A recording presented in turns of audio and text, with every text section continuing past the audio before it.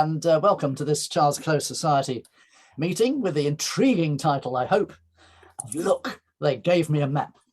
And over now to tonight's chairman, Ian Byrne. I don't know about chairman, but certainly organiser vaguely. Right, look, they gave me a map. May I just interject already just to say that if you're not wishing to put a point to Ian urgently, please mute yourselves so we don't get extraneous noises, which we're getting some of at the moment. So please mute. If you want to unmute, just press your space bar or Alt A, I think is the other one. And actually, if you wish to save on bandwidth, if you're getting any breaking up, if you switch your video off whilst we're doing the presentations, and then we can all switch them back on again at the end when we have a sort of bit of a general chat. Right. So, okay. Would you like questions as you go through, Ian, or? Oh yeah, definitely give people questions as they go through. Okay. And if you wish to, you can use the chat facility down the bottom of your screen. That's all from me, Ian. Thank you. Can I first check? Can people see my screen? Can they say? Yes, we can. Yes, we can. Thank you. Does it have at the bottom my Windows controls? Because it shouldn't do, but on this occasion it seems to be doing. It does have them at the moment. Yeah. Should we see if we can get rid of them? Yes. I will stop sharing and reshare in a moment. Shall I tell a joke? You can tell a joke. If only I knew one. Here we are.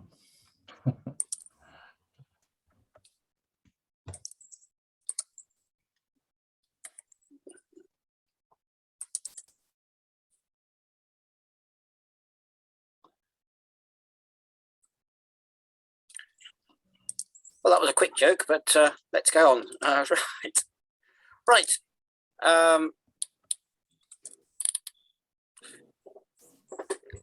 The title comes from a 1934 advert, and I'll say a little bit more about it. But the concept tonight is that perhaps rather than concentrating on Ordnance Survey maps or maps which have been carefully drawn and gone through rigorous quality control, we're going to be looking a bit at sort of some of the freebies that we've seen, perhaps ones we've been given ourselves, or perhaps ones that we've subsequently rescued from some sort of pile of rubbish where people probably thought, oh, that was only a freebie, no one actually valued it at all. So that's the sort of premise behind it. But before we go any further, I will pass over to our first presenter, who's John Harmer. John, you'll have to say next slide when you want me to move between slides. Yes, yes, Ian. Going on my script, I will say pick whatever, and you've got the numbers. Is that okay? Yeah, that doesn't help actually, because I've put them in a slide so that it's all in sequence. It's probably a big mystery to you what order we're going to get them in. Okay. But anyway, the first one, and I've split the 3 images across 2 slides here. Actually, the 4 images across. No, that's the next one. Okay. Well, I was going to ask for each one in turn, but that's okay. Right. So shall I kick off? You kick off. Well, I was really intrigued by the title, Look, They Gave Me a Map, because that's just what I exclaimed with surprise and delight when I received my first membership packet when I joined CCS over a decade ago. It was Maps from the Past number 3, and that's the first image on the left, entitled Crystal Palace and its Environs. It's based on the county series 1 to 2500 mapping, and the hand colouring, I think, was rare at this scale, but it's considered appropriate for this sheet and looks really good. A couple of things puzzle me though. Sheet numbering at the top, and that's in the the top right hand slide. That's 1B, isn't it? Shows Surrey parts 10 and 11, 14 and 15, which are a group of 4 together. Then followed by Kent 7 parts 10 and 8 part 11, which are not together. I can only assume this must be overlapping with Surrey sheets as seen on elsewhere on county boundaries in county series maps. So I don't know if anyone's got any comment on that. perhaps anyone involved with the production of this particular map might be able to enlighten. The other point, at foot of the third slide, which is, can you enlarge this at all, Ian? Zoom in on the bottom of the middle slide. Is that possible?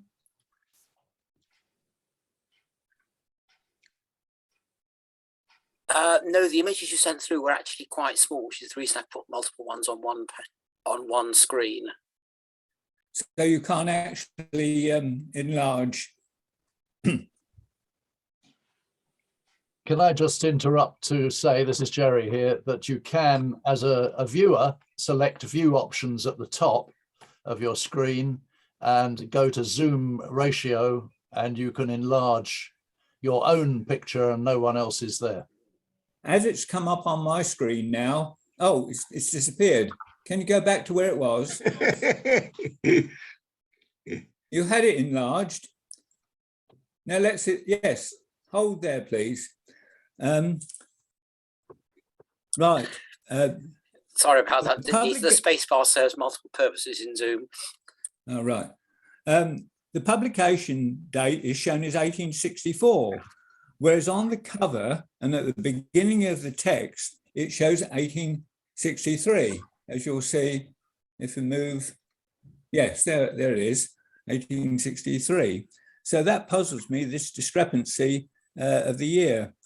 Presumably the 1863 is the survey date, but very unusual to have survey date on the cover.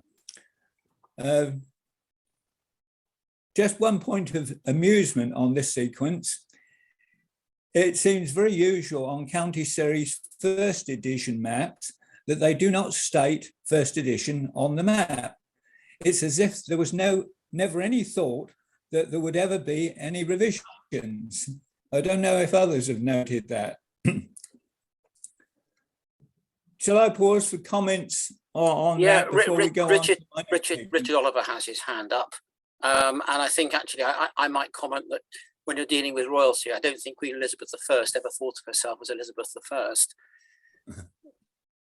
Richard. Thank you. On the comments of monarchs, I have seen a Victorian late Victorian school textbook, which optimistically referred to Queen Victoria as Victoria I. I think we're still waiting for a substitute to come along. More to the point, the date 18, I was responsible for several aspects of the Crystal Palace map, including the notes, I think, and the survey date is actually that usual practice on Alan Godfrey's reprints, the survey or more likely the revision date. And that is more meaningful than the actual publication date in many people's views. That's what people are really interested in, particularly if you have something like quite a lot of the later 6-inch first edition of the OS, where there was quite a considerable gap between the survey date on the ground and the map itself actually finally struggling into print. Going back to the first edition business, in practice, the heading first edition was only introduced in about 1893 or 94, when the first second editions were in preparation.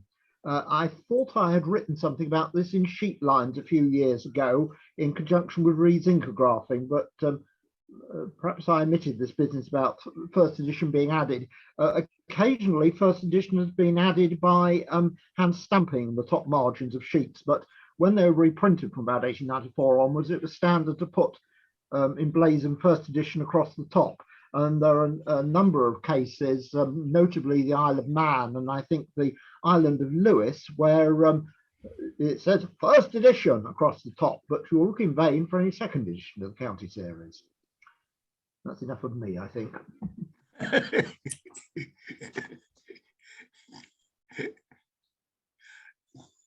you. Yes, I might also observe, of course, that the first metric edition of 150,000 series were carefully marked as being 1 to 50,000 first series on the cover, which in a sense disproves my earlier point.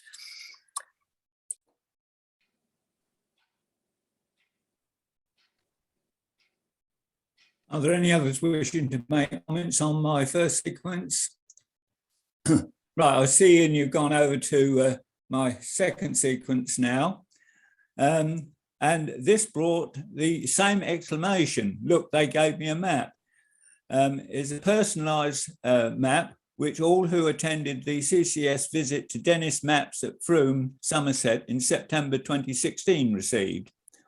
There was an added interest for me. Friends of ours had moved to Frome a couple of years earlier, so I was able to stay over with them. The map has Frome and the surroundings at 1 to 25,000. That's the image there on the right. So I didn't need to buy an Explorer map when visiting. Also, I was given by Dennis Maps one on waterproof material, which, as well as showing Frome, shows Windermere. Now, have you got that, Ian? I've labelled it 2C. Yes, that's right. So that also is a very useful freebie map that I've received. And that is useful because, as I say, it's on waterproof material and covers Frome, Windermere, and has got one or two other things on it as well. Does anyone who attended the visit in 2016 have any further comments on that? No, I went later.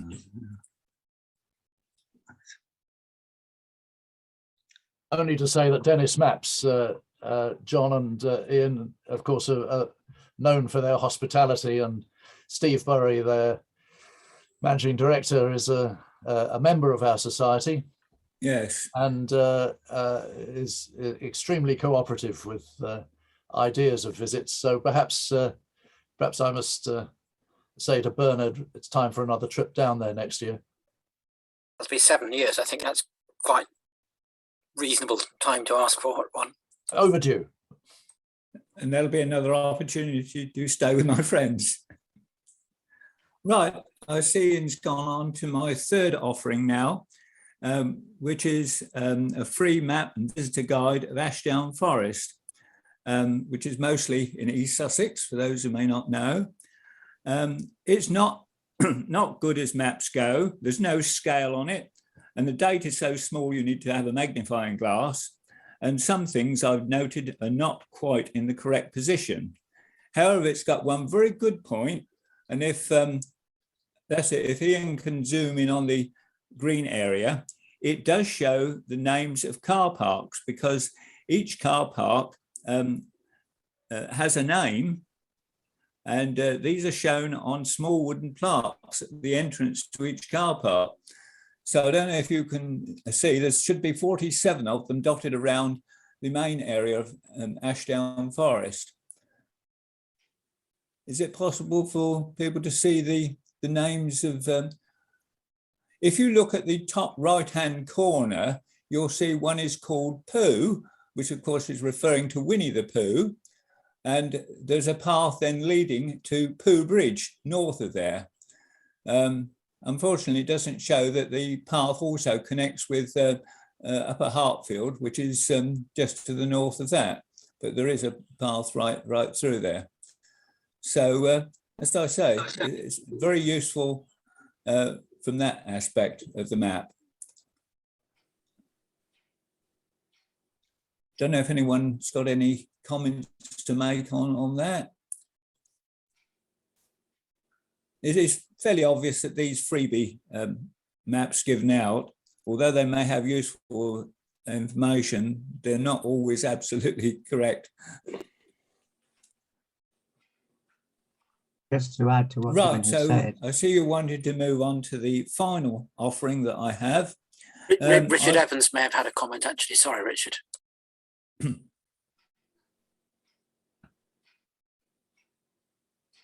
No, go ahead, John. He started saying something but stopped. Oh, right. Oopsie. Right. The map shop, which started in 1976 at Upton on Severn, I've been trading with them since the early 80s.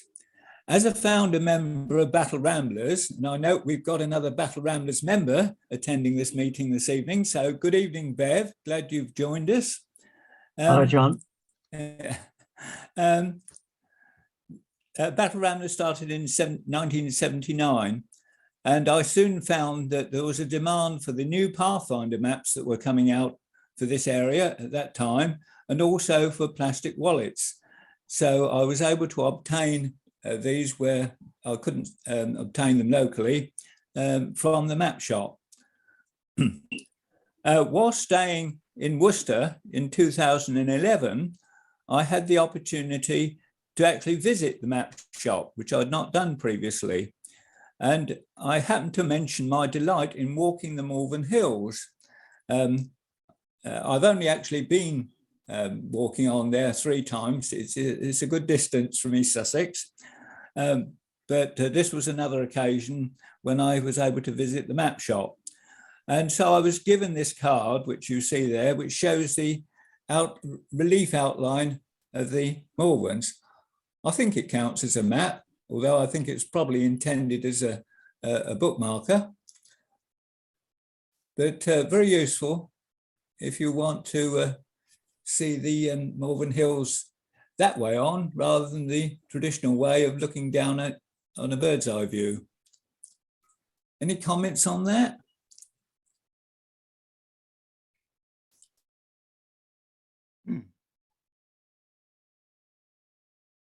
Nope. In that case, shall we move on to Jerry? Yes. Okay. Thank you, everyone. Thank you, John. That's great. That was interesting. Jerry, you have quite a number of maps to show us, so let's go and see what your first one is. Thank you very much. Well, now, if just a minute, let me just get my image. What have I done? Ian, we've got your, oh, excuse me. You should be able to see Welcome to Epping Forest. I'm getting my own screen wrong. I beg your pardon. Good evening, everyone. And if John will excuse me, I'm opening with another green open space map. Can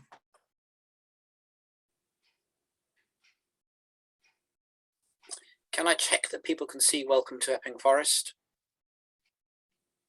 Yes. Yes, I can. I'm sorry. My controls are behaving differently. I've just updated Zoom, so I seem to be having too many controls here. But yes, if you missed what I've said, thank you to John for the green open space map. I'm going to be showing a few published by the City of London Corporation, because this talk of mine is a ramble through A4 size maps or quarto that have been given away. There's a selection of my own collection showing places and occupations of my own in no particular order, but some of which are going to be, I hope, of interest to you as maps. I was born and bred just south of middle of this map. If you'd like to zoom in a little bit, Ian, that would be good. Oh God, sorry. Sorry, just. There we go. If you can zoom in on that, that would be good. Just south of middle there is Buckhurst Hill, Woodford and Wanstead, and I've lived in all 3. That's it, about there.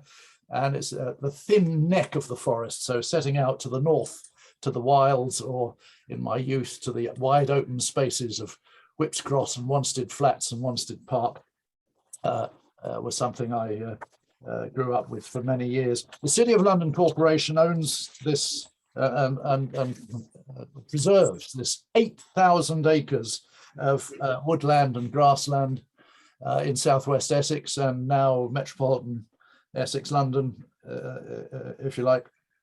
My house before I moved into London was the last one in Essex, or the first in Greater London, if you like. The City of London Corporation operates a number of open spaces right round Greater London, including Burnham Beeches, for example, Coulston Common, and many others. We'll see one more in a minute of Hampstead Heath, near where I am now. They've also published, in case you can see my screen, they've published a number of folded maps like these at 20, 25,000 scale over the years. They might still do, but they seem to have resorted to online stuff like the one I'm holding up now, if you can see it. But they've published a number by Ordnance Survey and Collins in more recent years. And the website has lots of interesting maps for you to look at now. Next one, please, Ian. Here's the City of London Corporation map of Hampstead Heath. And if you see where it says Dartmouth Park, bottom right, that's where I'm speaking to you from at the moment.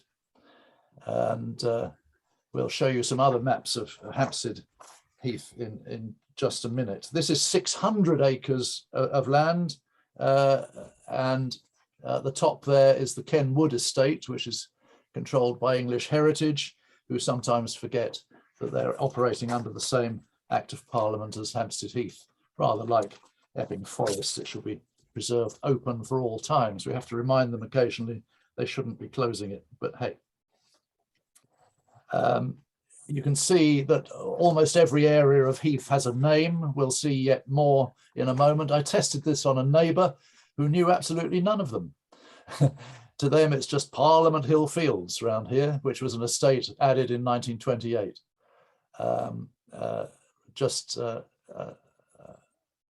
About the same time as Ken Wood was sold to the LCC, or bought by the LCC from Lord Iver and his estate.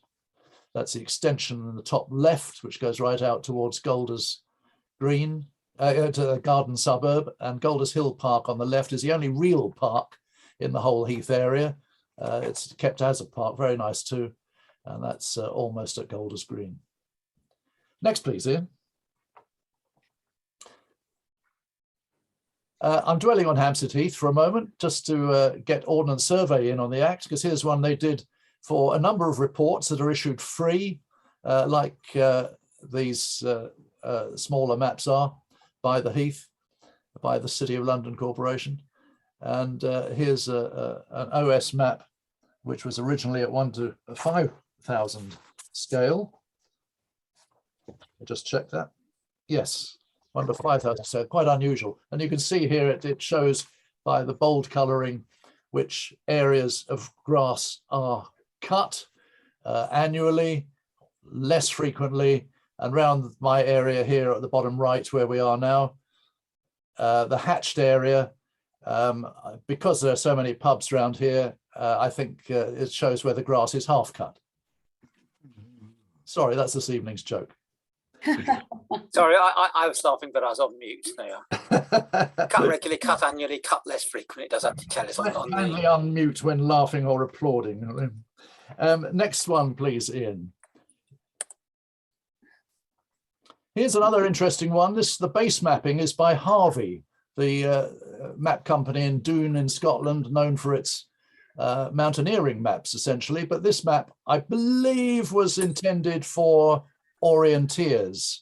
I'm sorry it's a tiny bit clipped, but I thought it was interesting in showing such bold contours, which of course are rather important to you when you're sweating your guts out trying to cover all of these numbers which are shown. I believe all of these numbers are still shown by markers with QR codes on them, so you can check that you've oriented to the right spot.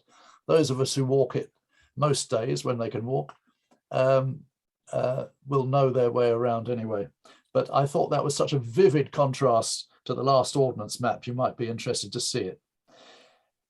Jerry, if we have time at the end, I will actually show a modern orienteering map of exactly the same area. And very nice it was too. Thank you for sharing that. Yeah, it's very colourful, which is the standard they've done now. That one, from the look of it, was probably a good 20, 25 years ago, when 1999, I think. Yeah, even that's about right, isn't it? When printing was more expensive in colour, so that they used a rather more limited palette than we do today. Yes, and it is a bit unpalatable, isn't it? But I ought to credit the Map Works and LOK, L-O-K, London Orienteering Club, KLUBB, in case anyone's wondering. Perhaps they're better at spelling than they are at mapping. I don't know. But, it's the Swedish spelling of club. Thank you. You're an orienteer, obviously, Ian. Yes.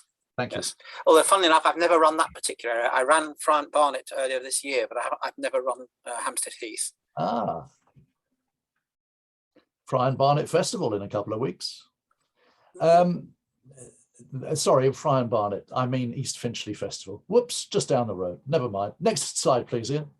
Here's one more, my last of Hampstead, I think, which is the back of a brochure, a 6-page brochure, which asks us our views on the Hampstead Heath Ponds project, which was a subject of great contention locally because everyone thinks that the heath should be left untouched, which of course is nonsense because the ponds themselves were dug as reservoirs on the 2 branches of the Fleet, which you can clearly see here. We could zoom in a little bit, I think, Ian, if that's easy for you, showing the Highgate pond chain. The Highgate Fleet rises at Kenwood in the Concert Pond and the £1,000 Pond in the grounds under the words Kenwood House, and flows down through these 6 major ponds. There was a 7th, and it goes exactly where I'm speaking to you at the moment. I am in the middle of a fish pond on what used to be the open River Fleet until this area was developed, roughly 1880s or just before. On the left there is the Hampstead chain, which rises only a few hundred yards away from another river system, the Kilburn, you might have heard of, or Westbourne rivers. Both rise in the other side of Hampstead and make their merry way down to the Thames by a completely different route. But both of these branches of the Fleet, including mine, meet in Kentish Town near the quaintly named Anglers Lane and make their way down to Fleet Street, of course, via Fleet Road, Hampstead as well, the other one, and become the Holborn, hence Holborn, and flow into the Thames at Blackfriars. I just wanted to show this. There was a lot of objection to this. It went to the High Court and all that sort of stuff. And it went ahead anyway, because the City of London Corporation had the legal duty to watch out for what happens when a major reservoir overtops. And it would have been a colossal cascade in some of these heavy storms that we get increasingly. So, and they've beautified a lot of these ponds as well. And the overall effect, I'm one of the people who think it's greatly improved things. But there you are. I don't wish to be political. I think the City of London does a good job as it does in Epping Forest. Next, please, Ian. So here's a map you probably won't have seen before. And to my shame, perhaps Mike Brereton, who's watching, who was out there with me, can tell us a bit more about who drew this. But it was given away. It's still being given away online. And it was given to me by one of the authors and purveyors of tours to the old, these are the anti-aircraft forts in the Thames estuary, which were converted on 3 of them into pirate radio stations in the 1960s, where as an 18-year-old youth, I was learning how to survive in ridiculous conditions, but it taught me how to speak proper. Gary, isn't one of them these days known as Sealand and has declared itself independent, although I suspect that it's independent in name only rather than anything else? That's quite correct. I was going to show you one of those, but I suddenly remembered the words copyright and didn't do it. But indeed, Ruff's at the top there, Ruff's Tower, which was one of the Navy, or more technically Marines forts, like ours was. Knockjohn right there in the middle. Sorry, I'm using my cursor. You can't see it, can you? Knockjohn is the home of Radio Essex, where we were, and the boss of that one extremely extrovert character, Roy Bates, and his son went up when that was declared part of British internal waters, 20 miles out. In an order of council, we gave up radio, and he went off to Ruff's Tower and declared it the Principality of Sealand, which Prince Michael Bates now runs, and still a good friend and purveyor of good dinners. Sunkhead was blown up by the Navy after the pirates ended, just in case anyone got any other ideas. Tongue Sand going down there fell over in the 80s, I think. Shivering Sand and Red Sand forts are groups of half a dozen army forts, which were run by several pirate radio stations in the 60s. The Nore was hit by a ship that was well in, and as you can see, was on the edge of a major shipping lane. Anyway, I thought that was a novel map for you to see. It's freely online now, and it was certainly given away in the first place. So apologies to the copyright owner, but there you go. Next, please, Ian. Oh, Jerry, can I just come in on that? Yes, who's that, please? John. John. Yeah, just to say that Red Sand, well, I thought it had an S on the end. Red Sands was where Radio 390 broadcast from, which I listened to a lot in the that's quite 1960s. Correct. Yeah, that's quite correct. And Ted Albury, who ran it, was that's right. Summoned who became a friend when I was down in Kent, and he was summoned for broadcasting from internal waters in, that was about 10 miles out. And it was on the basis that one of those sandbanks to the south of Red Sand was within the 3 mile limit, as the territorial limits were then. And so it hedge hopped out and nabbed Shivering Sand by a few hundred yards, a bit like they did by Knock John. So Ted told me privately he'd had the top dredged off it. Oh, yes. And he then went to appeal, and he still lost, so he gave up and went on a ship instead. Oh, right. Called Yeah. Radio 355 off Harwich at the top there. Yeah, of course, he'd made his name as an author, and then he took over this radio station.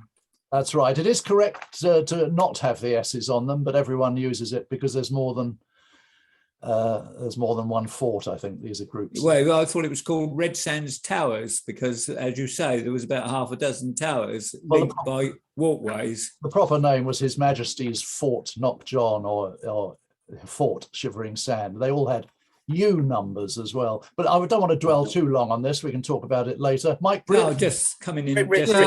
Just Richard a has quick his one, hand up Jerry. as well. Sorry. I always knew it as Red Sands because I thought that was a sandbank it was standing on. I wasn't aware of it being called Red Sand or Red Sand Fort at any time. It depends which chart you look at, Mike. But that's the voice of Mike Drayton, who was engineer out on Radio Essex on Knock John.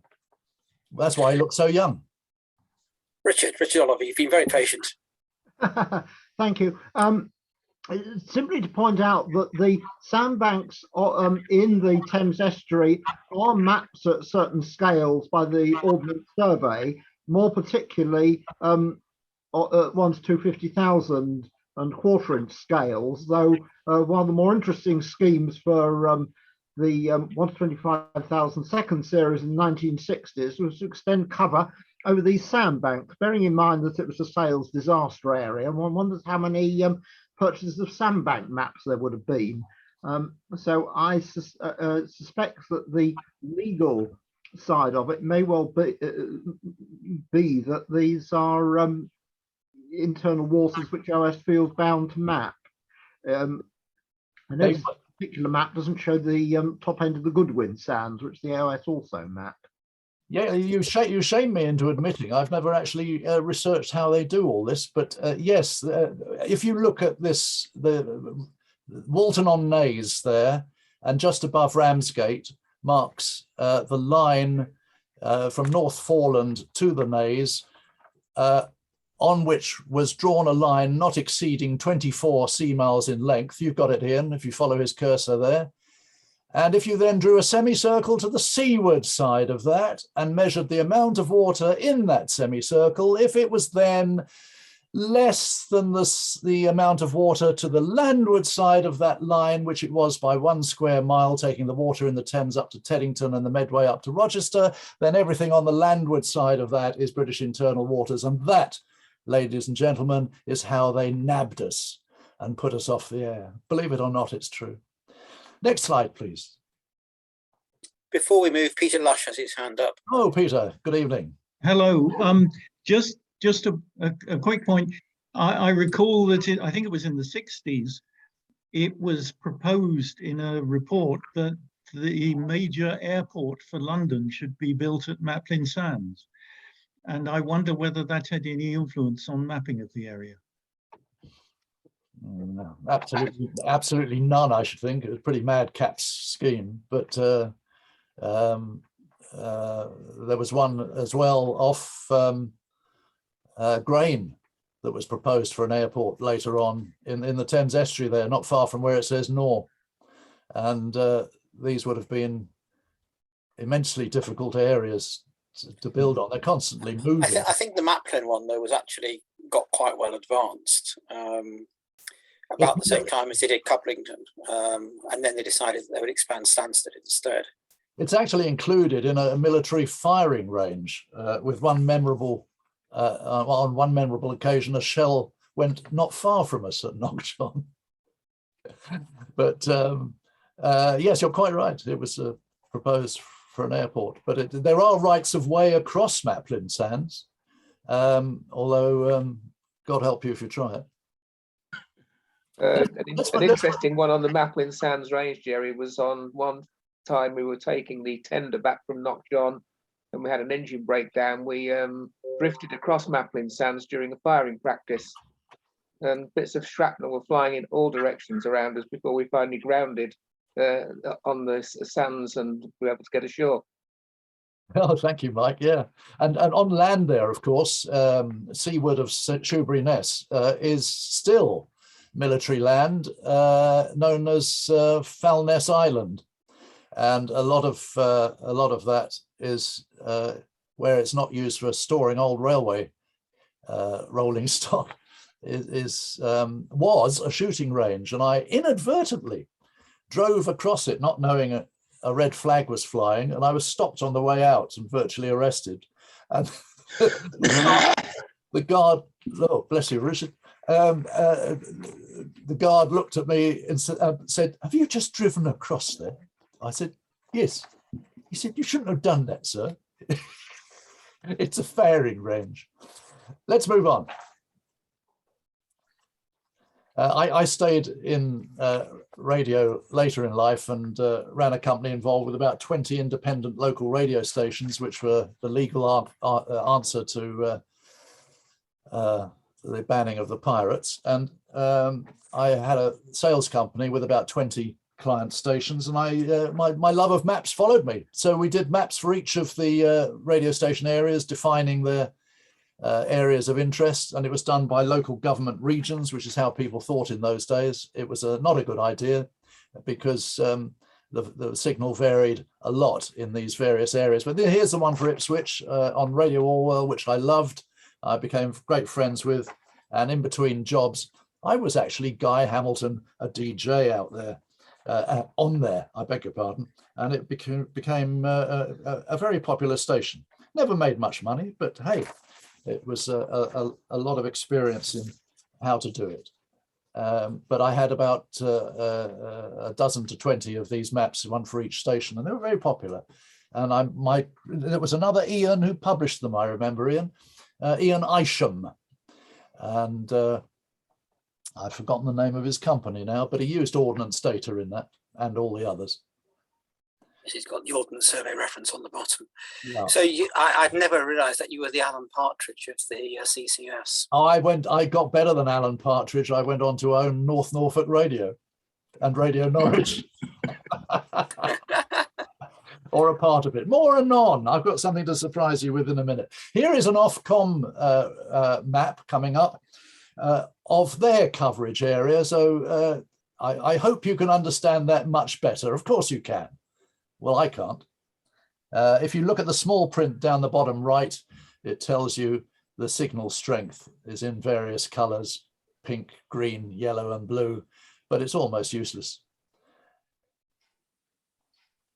This is the coverage area for what they officially call tendering FM or VHF area. And that was covered then by Dream FM, which was a station that we also owned up in Anglian Broadcasting Company. I believe this is quarter mil ordnance mapping. Anyone want to comment? The base map? Am I right that the red cross is where your transmitter was? That's right. That's correct. Near Clacton. Ah, thanks. By And the way, the last little map, are these regions of Suffolk? Do they go? Are they the same as what used to be rural district areas? yes, I honestly can't remember in those days what we called the districts, but yes, they were either urban districts, rural districts, or county boroughs. But I think by then they might have changed to another name, but they were essentially district council areas. Yeah, we rapidly dropped it because there were areas in there which were researched and showed nil listeners. So it wasn't very clever sticking to council boundaries. It was nothing to do with it. This Ofcom one was a highly technical survey that they did for each of their transmitters before they were privatized, of course. And, you know, it shows everything and proves nothing, really. But we knew that we had to cover more than just Clacton on Sea. So you could hear it all over much of Suffolk and North Essex. All right, I don't want to dwell too much on radio, but let's have another map. Here's one which I became responsible for, because these 5 radio stations where the logos are covered all of East Anglia. And someone had this map done to go on a big desk pad, sort of calendar job. And I think all I can say is I think the designer liked sailing more than he liked listening to the radio. But I did ask, just going back a notch, whether that was quarter inch ordnance mapping that was the base for the Ofcom map. It certainly gives a Crown copyright credit, didn't it? Richard, you got a point on that? Yeah, yes, it certainly is OS 250,000 base mapping in grey. Yeah. Yeah. Yeah, pretty. One other point on the boundaries is that rural and urban districts were replaced by things called just plain districts in the 1974 local government reforms. Thank you very much. I knew it was something terribly simple like that.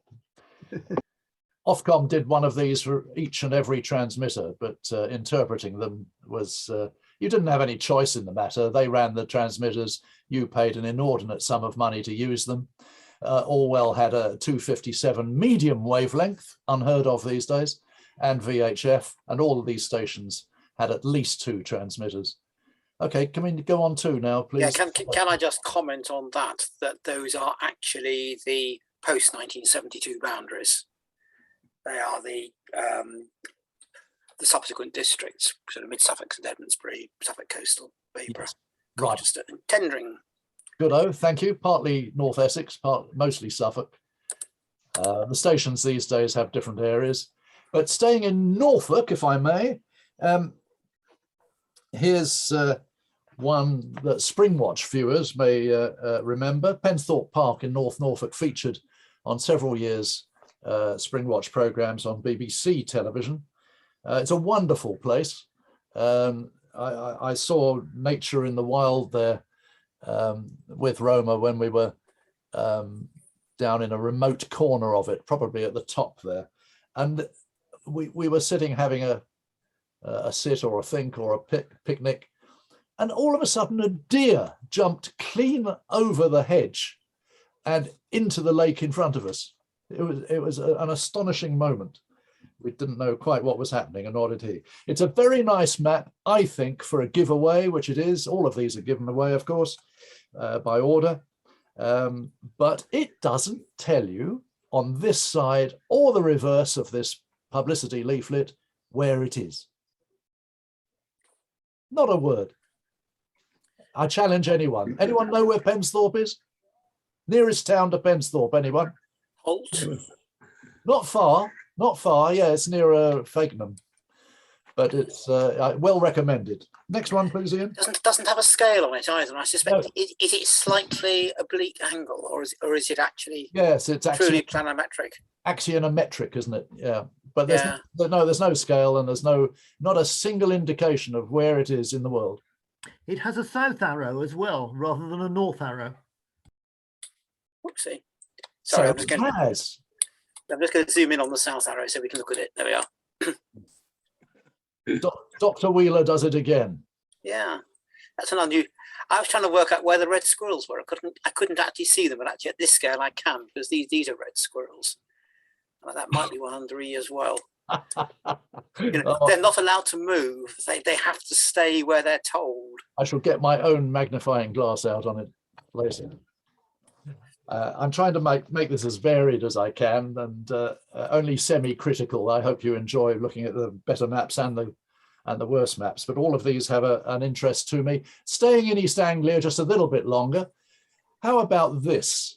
It's a free guide to a walk in East Suffolk, where my own cousin was footpaths officer, and it's the track of the old Southwold Railway, long gone, and as we thought, without tracks. But guess what? Halfway down here, somewhere near Blytheborough, we found some rails in amongst the old the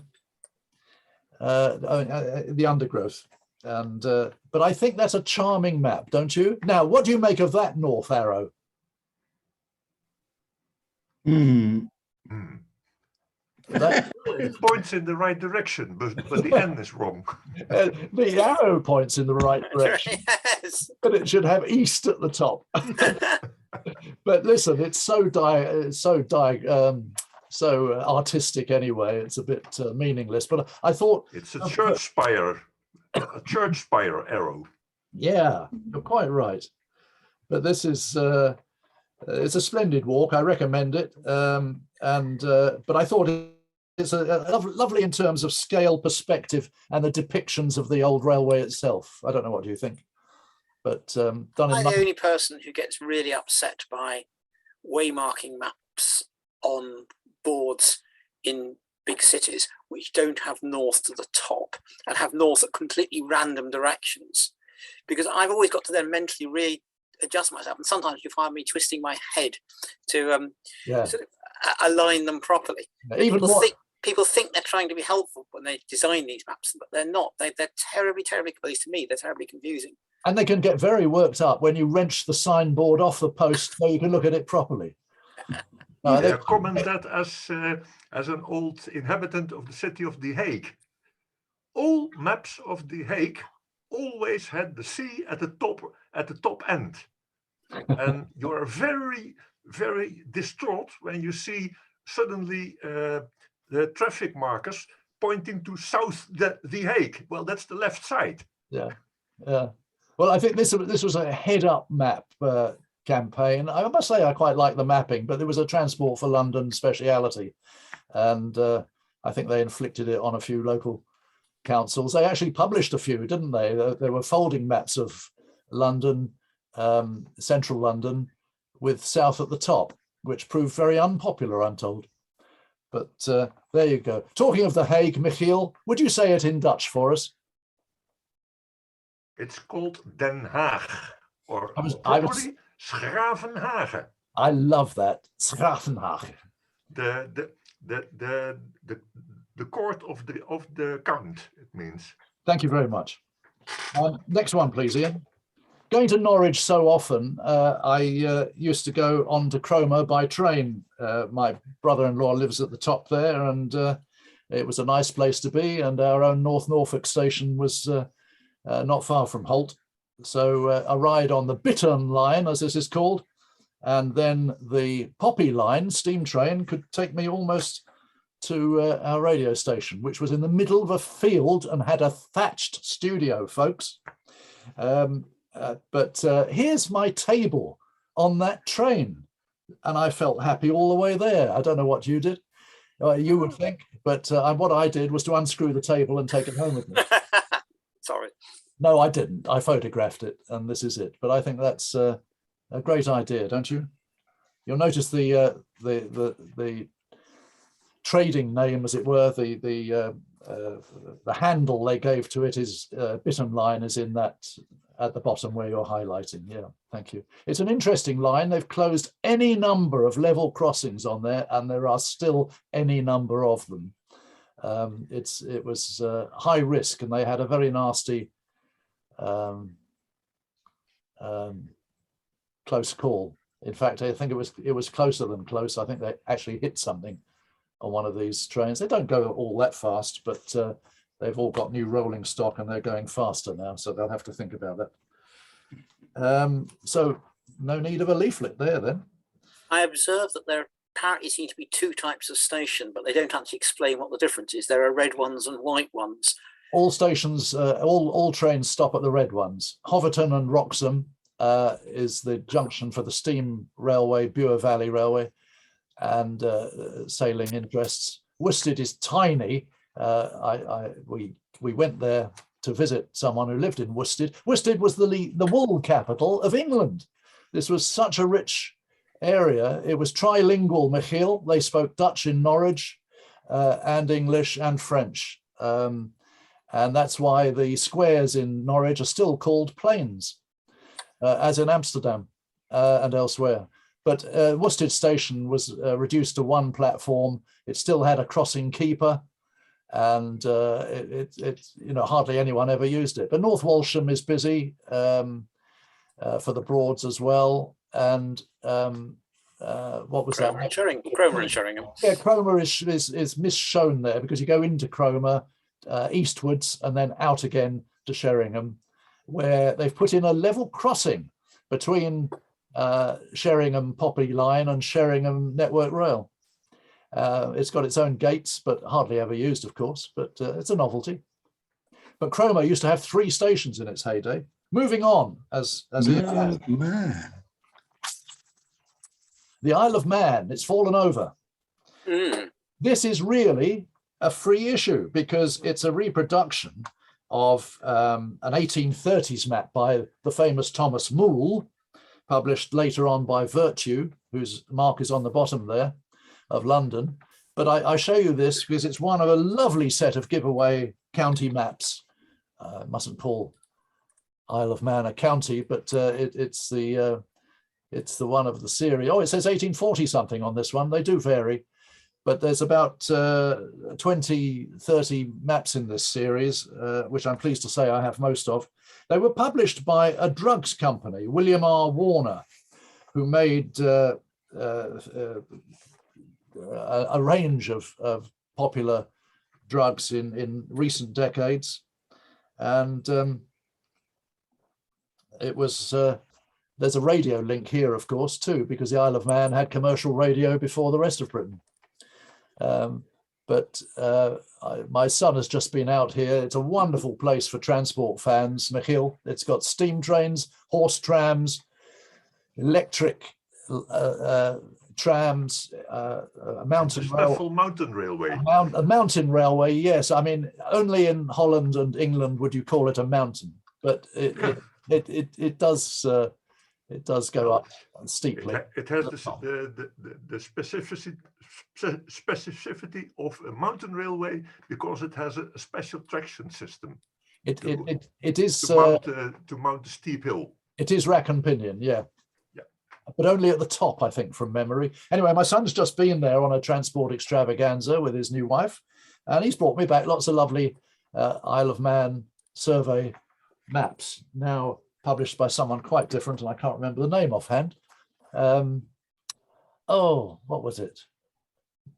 Map Art something, I think, is the firm involved with Isle of Man. Not Peel Surveys in that case, because that's another company. Well, do you know, I've only just put them away. I'm so sorry. I haven't got them to hand, but isn't this nice? Moule maps are divine. And I think as a free gift, presumably to doctors and pharmacies, because they were each pushing on the B side of this a drug. And hang on, I can tell you what it was on this one. It was, in fact, a fairly well-known drug called Vegenin, which was a strong painkiller, as I recall. Can I observe on this map how Douglas is virtually impossible to read? Indeed. It's the wrong way up. Well, I mean, it's north is down here somewhere, isn't it? But, Yeah. Yeah. But you know, it took me a while to actually realise where Douglas was, because even when I zoom right in, it's hardly legible. Users of this map are still looking for him. Yeah. Whereas Peel is much clearer, and it's Castletown, and places like that. Anyway, sorry, that's just an aside. Yes, there used to be a company, I can't remember the name of it now, that gave to doctors Bartholomew's maps, probably 1/4 inch. Yes, it was a stomach ulcer treatment. You used to see them very widely in the second-hand bookshops. Richard, probably you can put us out of our misery and tell us who that was. Yeah, this is interesting because I've got quite a number of them at present. They're actually the 1/2 inch maps, at least the ones I've got, and they came from my late father-in-law, who was a GP. So it's fairly obvious how he got hold of them. It's interesting that they're free, actually, as I didn't think my father-in-law travelled around that much, and he did have quite an extensive map collection, rather bolstered by these freebies. Right, well, we'll motor on a little bit. I've just found a picture of our old fort, Mike. So when we're talking later, perhaps if anyone can see you or me, I'll hold it up to the camera. Just moving on, I did warn you this was a ramble through my own experiences as well as places I know. So now to Kent, and this is the village of Sandgate, now a suburb of Folkestone. Not only did my English forebears live there, not the Zealers, they were Austrian, but my mother still lives there. And not only that, she lives at the end of the road where our founder and late chairman, Peter Clark, lived, next to Wilberforce Road. Would you believe it? So good evening to Anne and Peter and Chris, I think, or at least from your picture, I think you may be viewing now. So welcome. And we had a tribute to Peter, of course, just a week or two ago at the Royal Geographical Society. Quite an event, quite an event. And yeah, not only that, Shorncliffe Camp right in the middle there, which was a horrible army base, horrible these days and probably always will be. There I was doing a cadet training course, and I've still got the blisters. The other connection for us all is that over on the right of the picture currently, where it says Romney Avenue, just above that is a view over the Golden Valley, as it's called, up the middle there, between Sandgate and Cheriton, and what the station calls Folkestone West, or Coolidge it used to be. There's a house there owned by a charming lady who has, through Rob Wheeler, been kind enough to store our society's maps and publications while we sought a home for them. And only a few weeks from now, we shall be moving that lot to our publications manager's base near Ipswich. So there you go, there's about 6 connections with this. But I thought you ought to see this. I'll show you another one in a minute. It's a series of maps put out by what was then Folkestone Town Council. And I think it was 2016, and they did one for each area of Folkestone and what was originally called Shepway. And this is one of those quite excellent maps done by a man called John Sims, who calls himself Picture This Design. Next, please, Ian. Here's one they did for Romney and the Marsh. Romney Marsh being famous for our railway buffs, for the Royal Romney, Hythe and Dymchurch Railway, which you can see depicted there. Went from Hythe, just off the map, right down to Dungeness, Europe's biggest, or probably the world's biggest gravel beach. It's still growing, and it's technically a desert, I believe. But here in one map, you've got not only the narrow gauge steam railway, you've got a nuclear power station at the bottom there, old lighthouses, a splendid fish and chip shop, and Lydd Airport, and a bird reserve right next to it. Well, not far away from it, but it's a fascinating bit of country. But these, I think they're very attractive maps myself. I hope you agree. Anyone want to comment? I ask a question about why we have the two arrows here? Is that perhaps that there's a break in scale or something? I'm just wondering. I don't know. Because there isn't an equivalent on the minor road. I think it may be distorted to get the trunk road from Ashford into the picture. Or probably actually more likely, I don't know, it's difficult to tell because the roads on the other sides don't do it, but no, it's not far off accurate. I can tell you that from memory, yeah. but I don't know. Interesting question. Aeronautical Museum, I'm told, is good, but I haven't been there. They do fly Battle of Britain era aircraft from Lydd Airport, owned by various people. There's often a Spitfire going over Sandgate and this area. And do we have any aviators with us tonight? It's quite an interesting patch, Sandgate, because it's the end of the one-way system for crossing the channel. Now, next, please, another OS map. Hooray! Now, how about that for boring? I need your help. It was certainly free to me anyway, because I would never pay money for that. Would you? Comments, please, on a back of a map. It says 1999 on it. There's a very similar one I found in my own collection, which shows pre-1995 counties. But I think this is this could win most boring Ordnance Survey map award. Down bottom left. It reminds me of the blank maps from primary school. Yes. Did you have them? Where you were supposed to name the points? Yes, I should emphasize that all of these maps I'm showing you are A4 or similar. So this is the actual size. You know, if that's a sheet of paper, that's as far as it goes. So this is. I would have said it was something very similar to what you're saying. It's an educational map. It's for maybe for examinations. Yeah. Placing towns, cities, rivers, and things like that. You were supposed to draw Edinburgh in it. Ah, right. Failing that, you could always pin the tail on the donkey. Yes. One of our members had Chris. a distinct interest in maps like this because they present the challenge of working out what projection they have been drawn on. Good Lord. Chris Higley's got a question. Yeah, no, Chris Higley's got a comment. It's actually an incredibly useful map, this. It's available or was available online from the educational resources section of the OS website. It's actually a vector outline of the coast, and it forms the basis of many of the index diagrams that I've drawn for the Society and the Society's various books and on the website. I should have recognized how fabulously useful this map was, Chris, because your index maps are surpassed by nobody. But yeah, where did I get it? You know, why would I get it? It's a mystery to me. John King would like to say something, I think, as well. So, I think it may be a map I gave you, Jerry. You swine. Had a large number of these provided to us by the Ordnance Survey as part of their educational packs, and they did a variety of them of areas in, say, southwest England, East Anglia, the northeast, parts of Scotland, on which there were certain rather limited physical features shown, but they were useful, very useful for, let's say, geographical colouring in exercises and locating places.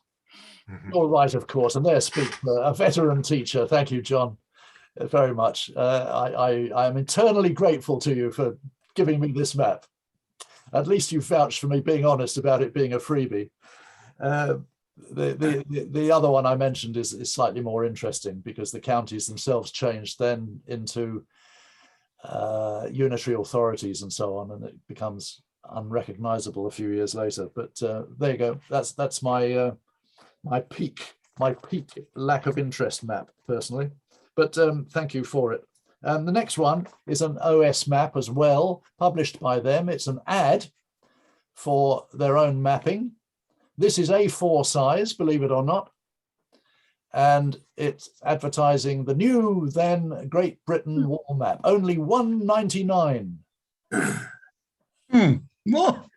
which was a wall chart, of course, and at a 1 to 1 million scale, as it says. And the if anyone can see my screen now, I shall hold up the B side, which is really quite boring. It's not even written straight. It has a box at the bottom to be stamped, presumably by the shop that's selling it. You're quite right. There it is. There it is. Yeah. Completely blank. So thank you, John, if it was one of yours. I don't know where that came from either. But in 1988, by the way. And good value. Well, of course, £1.99 was worth, what, £2 then? I might observe, I think the free map's even better value. It's actually not a planned map, it's a planning map. You know, it's usable if you wanted to know sort of broadly which way to drive from A to B. Yeah, well, as I knew, Ian, you'd say that because it's a road map, essentially, isn't it? Yeah, essentially, yeah. Okay, back. Sorry, last page of my notes here. We've got some. We've had some excellent trips in the past with Charles Close Society at home and abroad. And if I can drive a line down the middle of those descriptions, overseas to places like the Isle of Man and the Channel Islands. And we had a simply splendid trip to Guernsey a few years ago. And here's a nice map. It's not quite a chart, is it? But there's a couple of these I'd like to show you. This is Guernsey and Herm, the private island, which we took a visit to as well. And we had beautiful weather here. It's an excellent reason for going on Charles Close trips because we usually get brilliant weather. And we, on the back of this one, if anyone can see the screen again, it's got a close-up of St. Peter Port Harbour on the back. So that's quite a nice handout leaflet. And the next one, please, Ian, is from a brochure. Just before we move on, can I just draw everyone's attention to the thing at the bottom? This chart should not be used for navigation. Yeah, it's not bad for a navigational leaflet, is it? Yeah, exactly. You think, why publish it if you can't use it? But anyway, sorry, that's just an aside. And it has all kinds of navigational addings. Yeah. So I mean, courses and buoys and lights. Yeah. May I take attention to the light at the right end? It says Noir Put. That's a pretty iffy name. Yes, well, it's not Dutch, is it? Probably it means that it guards a very nasty rock. Well, noir would be black, wouldn't it? I'm not sure what put. Put means whore. So it's a scolding word. Well, blasted black one. I ought to give the credit for this map. It says in small print at the bottom, reproduced from Channel Islands Pilot by Martin Hodgson and published by Nautical, whatever that is. It is in fact published by this one was published by the States of Guernsey. That's the name of the government, States of Guernsey Board of Administration and the Tourist Board. Here's one from a brochure, just in case you can see me. It's a very attractive, simple A4 size 4-page brochure called Sail to the Lovely Island of Alderney. And we went over there with our late dear friend Mike Richardson, who had a house there at one time. And this is unashamedly called Nautical Alderney, and it's an extract from a chart. And those of us who went there can remember where Ian's arrow is now is the Swinge. Oh, you've moved. Between Burhu and Alderney itself, it's a very evil stretch of water. And even on the way over there, in quite normal weather, a number of people had to be helped off the boat. It's an evil move. Your boat corkscrews all the way over there. And it warns you all over this map, do not attempt it at low or flood tide. There are lots of wrecks annotated on it. I'm not surprised. All these little crosses. I thought they're shipwrecks. Yeah. In the I don't know if you can see it on this. Can we zoom into the top part of Alderney's main island there? That's the maximum zoom we can do. Is it okay? And along the bay, which is called Alderney Harbour there, and out beyond the fort is a railway, which has been kept going, and it runs old Northern Line tube stock from London Underground, and the German observation tower is at the end of that, by where it says Fort Albert from memory, or beyond Fort Albert, and it's an eerie, evil sort of place. But I made my peace with the railway people there. It's a tube train, but of course it's not electrified. It's pulled by a tractor, and it's got its own car diagrams of the line inside. So I'm the proud owner of a line diagram, which is, I won't bore you with now because I can't scan it all, but I swapped them for a Northern Line tube car route diagram. The currents here are 9 knots, up to 9 knots. So it's not to be messed around with.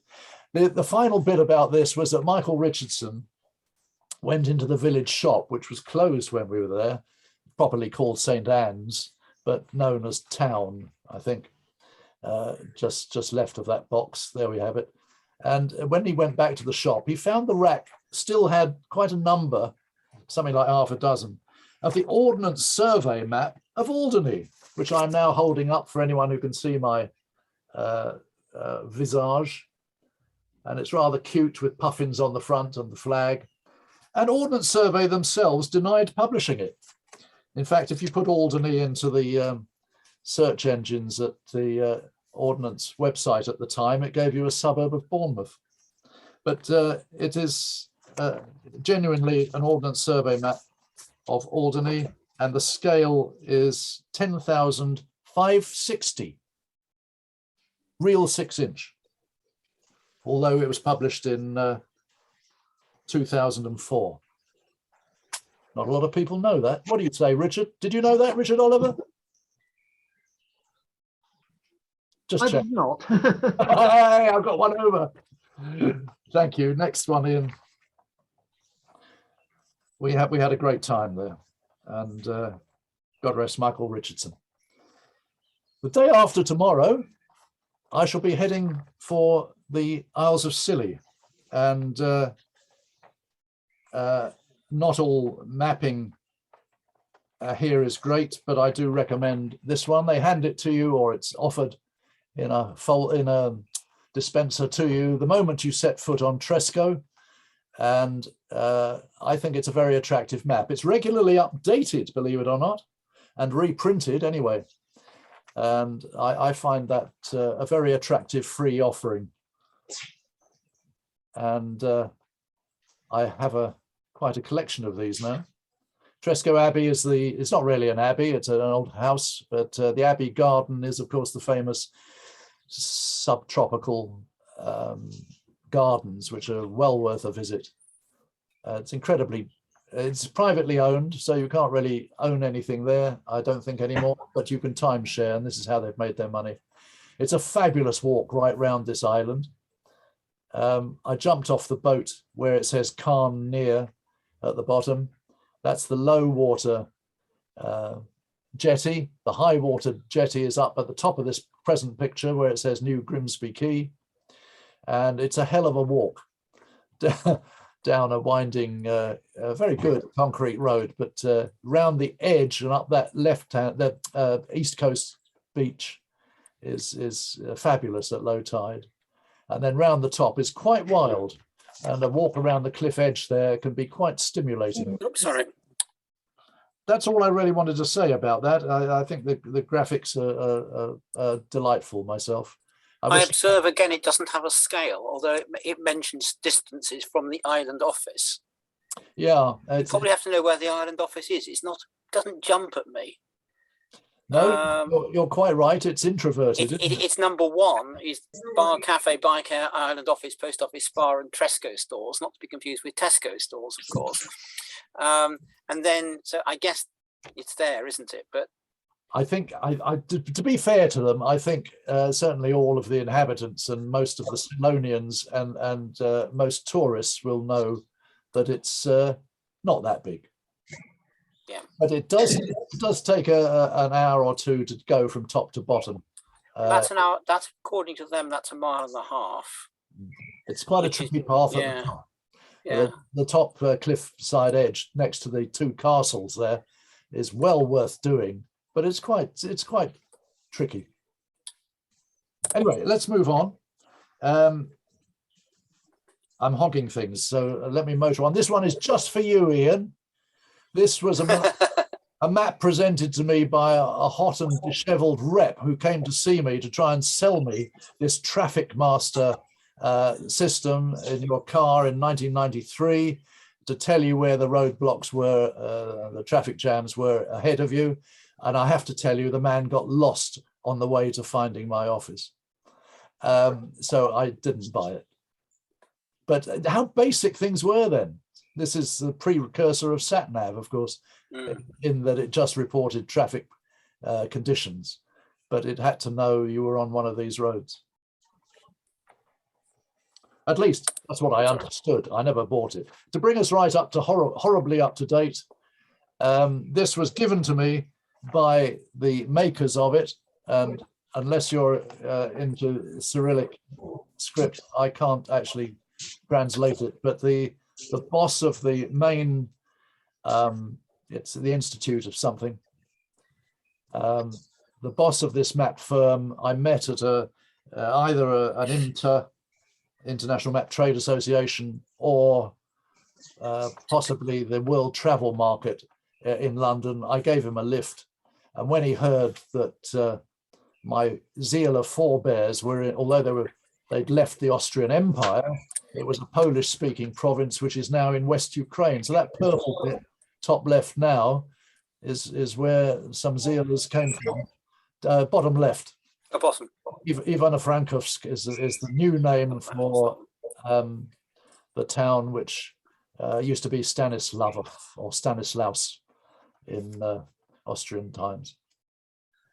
But if you go pan out again, you'll see all of those eastern provinces and the southern ones like Crimea and Odessa, the bottom left on the sea, are all under Russian control now. It's a huge chunk of their country and most of their logistical area.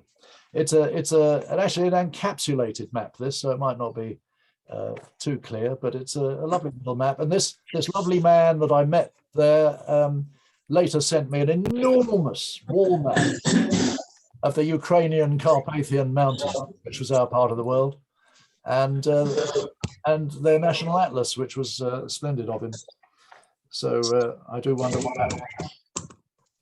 I noticed described as being the Autonomous Republic of Crimea on this one. Yeah, Crim. Yeah. So, Yeah. Well, of course, it was. I don't want to get political here. It was Russia. It became Stalin gave it to them, didn't they? Yes, I think. The Ukrainian province after the split, and now it's Russian again. So I won't be drawn on that part of the world. But our purple part, way over there on the left, became the independent republic of, I think it was called the Independent National Republic of West Ukraine for one whole week before Soviet troops came in after the Second World War. But that was a Polish-speaking province of Austria-Hungary originally. And now, on to location maps. Terry, may Yes. I ask, Michiel. did you know that was the city of Czernowitz part of it? I can't tell you. It was that was an extraordinary city because it had a real German university, complete with student corps, Mm-hmm. right in the middle of a Slavic country. Okay, well, as I say, the Austrian Empire owned all of Galitzin and Lodomer, which was, sorry, I'm showing you with my hand, this is silly. Where the cursor is now, this all around the Carpathian Mountains, the ridge is more or less where the pink mountains between what became Romania. And between the wars was Carpathian Ruthenia, which was actually part of Czechoslovakia. But it was lopped off by the Germans. And my father used to joke that it's a part of the world that everyone invaded and no one wanted. But it's very beautiful in the Carpathians, of course, and it's sobering to think that, you know, like my own folks did 100+ years ago, before the First World War, escaping from Austrian empirical persecution. They came to Britain and happily settled here. It's actually an Austro-Anglo-Welsh family. I come from 2 Welsh grandmothers, and he was so lucky to get out when he did. Let's not get maudlin. Let's move on to location maps, and I'll segue into Mike Brereton in a minute, who's going to show you his. But I did my own in 2000. See what you think of that in a minute.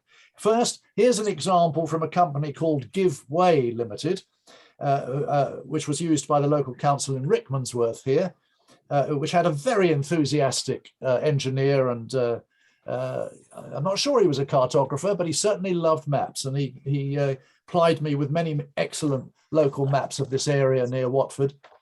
And I spoke to Give Way Limited, or it might have been another firm. I better cover my back here. And they said they wanted £900 to give me my own map.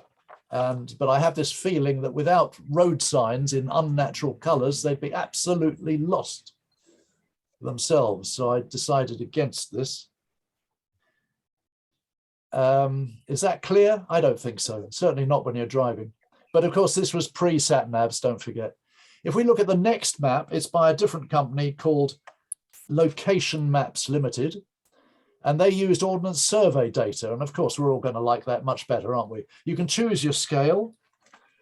I don't need to tell you guys what the scales are, but you can select, as you could from an Ordnance Survey itself. You could get your own location plan done by them, postcards, folding maps, and so on. But this company also was doing good business. One of these providers, I think it was the former, took issue with me when they rang up to say, you know, do you want us to do you a good map? And by which time I'd done my own. And I said no. And if you look at the next one, this is my map, which I did for my firm here in, or near here in Kentish Town. This was about the 10th iteration of it, and it got more and more substantive. But the first one was very simple. It was mono, and then I added things that I knew people wanted to find out about. My ambition was not to get cluttered, so I had the cartography finished by no less than the then president of the British Cartographic Society. And we produced this map, which I had drawn. I promise you, I'd drawn it freehand. And she said to me, the same as this man from Give Way said, "Where did you get your data?" I said, "Out of my head," and none of them believed me.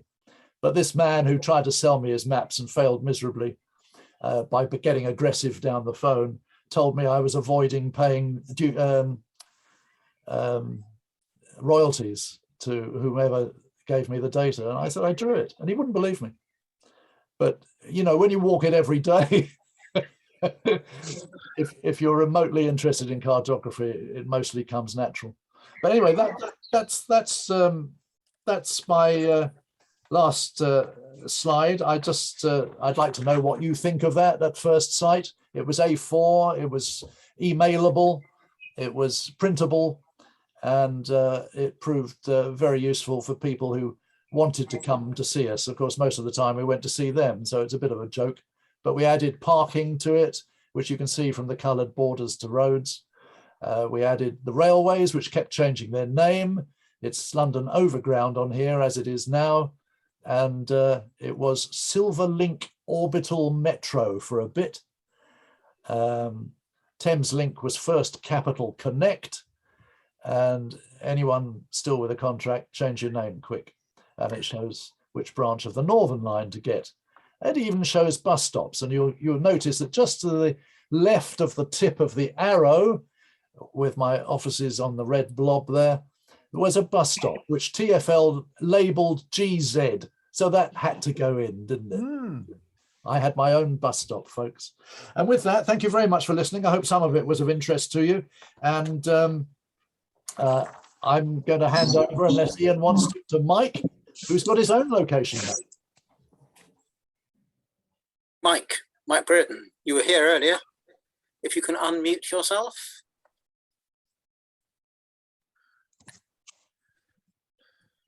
Okay, yeah, I'm with you. I'm with you. Good evening, everyone. You want me to introduce you, Mike?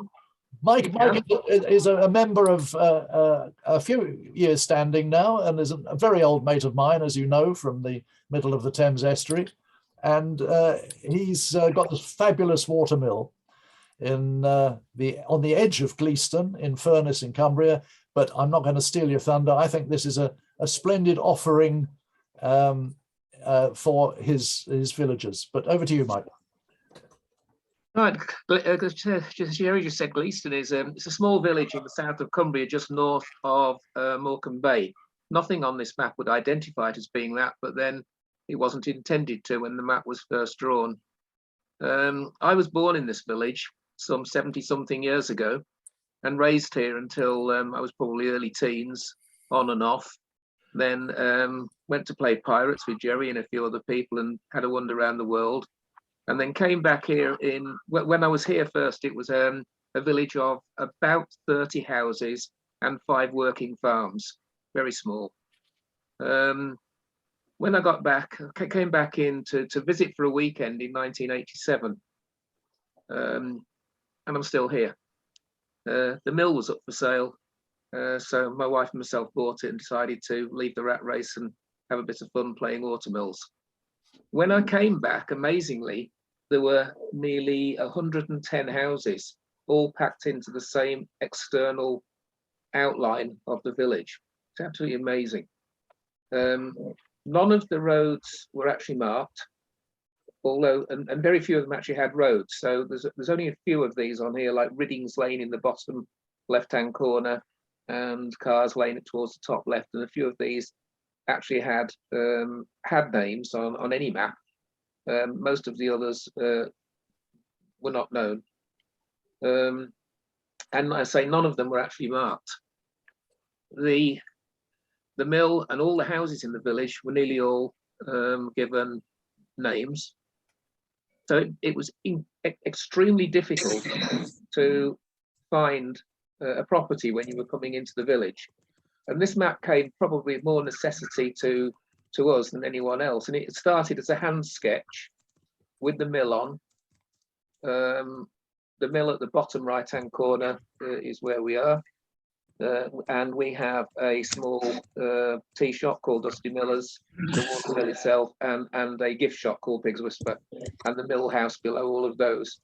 And we started renovation work on the mill, which was going to last, is still going on for many years. A lot of our suppliers could never find us. And it seemed to be a general problem in the village. So I sketched this original map by hand and started adding properties to it. And I think this must have been, oh, what date is on that one? That's a relatively recent one, 2019. But it started way back in the about the early 1990s. And what sparked it was, in the early 1990s, the villagers were leading a campaign to have road names on, and the council came around and added road signs to all of them. So it's a step in the right direction to find things. At least now you knew where Mill Lane was, you knew where Main Street was, and this sort of thing. So I went around sketching on the house names where I could. And it got quite popular. People said, oh, can I have a copy of your map, please? Can I have a copy of your map, please? So people can find us.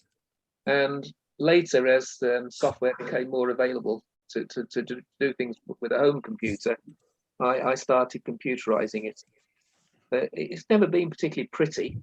And to a lot of you, if you look to the top of it, just scroll that down a little bit, you can see my map faces west. I'm sorry to people it offends, but to us who live in the village, it's the right way round for it. It was also the best way round to actually add the names of the houses. So I've mulled this over several times about whether to make it north to the top of the map or not. And I've tried several iterations, but I must confess I'm staying largely with the west at the top. So it's had many iterations, and it still gets updated regularly. It gets houses change their name, unfortunately. New houses are still going in, but very few. So it still does need some regular updating. A little annoying thing on house names I find as well is there's a house, if you can find Peel View, which is towards the bottom left, there's a house there called Tithe Barn, which started life as Bow Windows in Victorian times and recently had its name changed to Tithe Barn. And the truth is it never was a barn and it never was a tithe barn. So for historians, I think these sort of things are very misleading.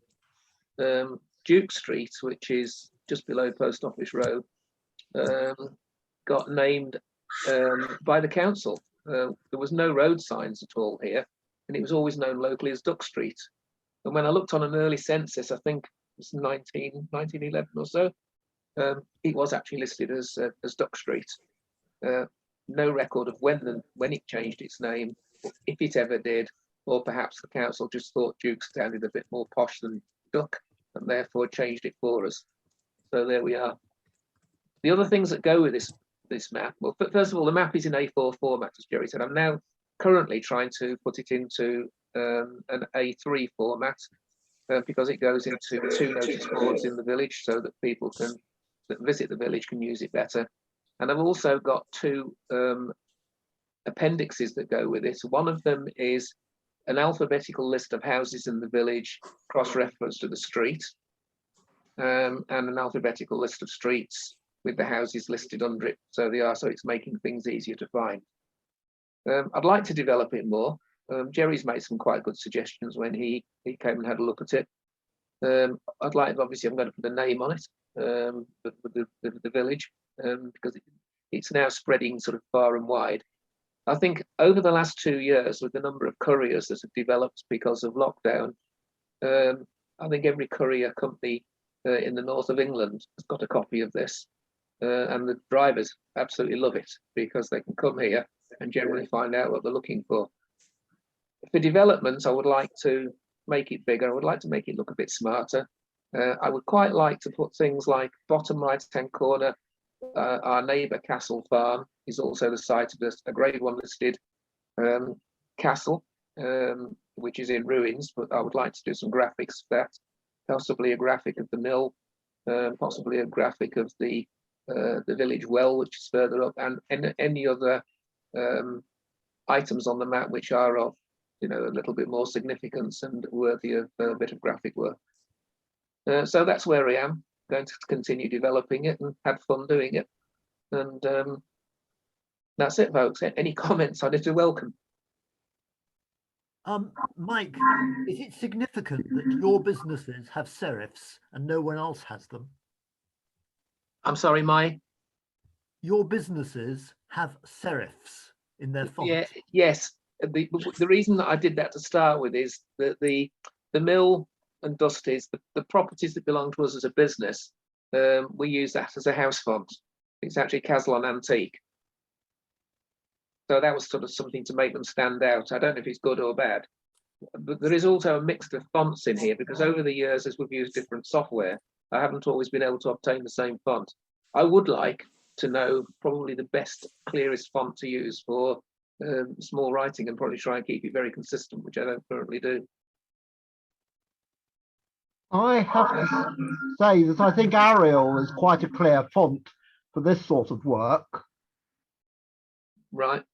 And it does seem to be widely available. One of the problems is that some of these fonts are not widely available, and I've been caught out this way myself in using them both on maps and for text, and then you get a software update and it disappears. But Arial, fortunately, like Garamond and Times Roman, is a handy constant.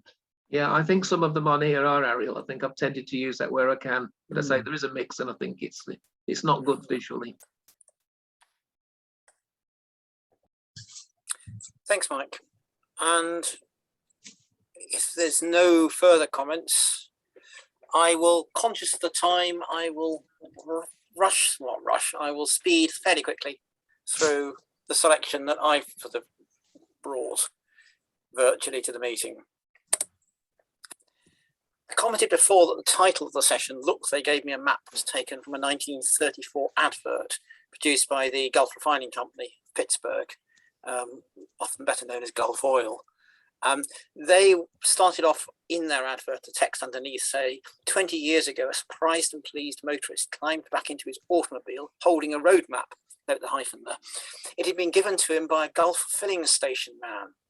It was the first time any such aid had been offered a traveller. Sorry, again, we have to American grammar there. And then goes on to say that it was part of the transition from being purely a filling station into a service station. And then there's the usual sort of advertising puffery in the rest of the sort of 4 or 5 paragraphs. But actually, of course, that's probably not true. It probably wasn't the first time any aid or any such aid had been offered to a traveller at all. But that I thought was at least the starting point. And you can see in the inset, the gloved hand holding up an image of a map. Not dissimilar from the earliest map I was able to locate from them, which is actually a 1916, not a 1914. Those people who are in the know tell us anyway that the 1914 ones weren't given away at filling stations, despite what the advert says.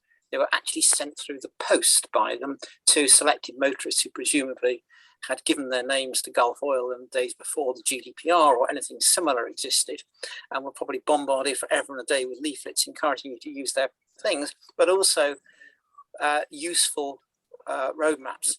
The road map of that era was fairly basic. I said this is 1916. It was produced by a company called the Automobile Blue Book Company.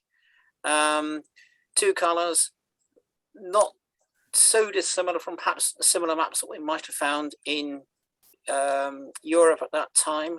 The distinctive American style of mapping, sort of, which came from sort of people like Ram McNally and H.M. Goucher, probably hadn't been developed at that stage, and very small scale. I mean, and that's just a little extract.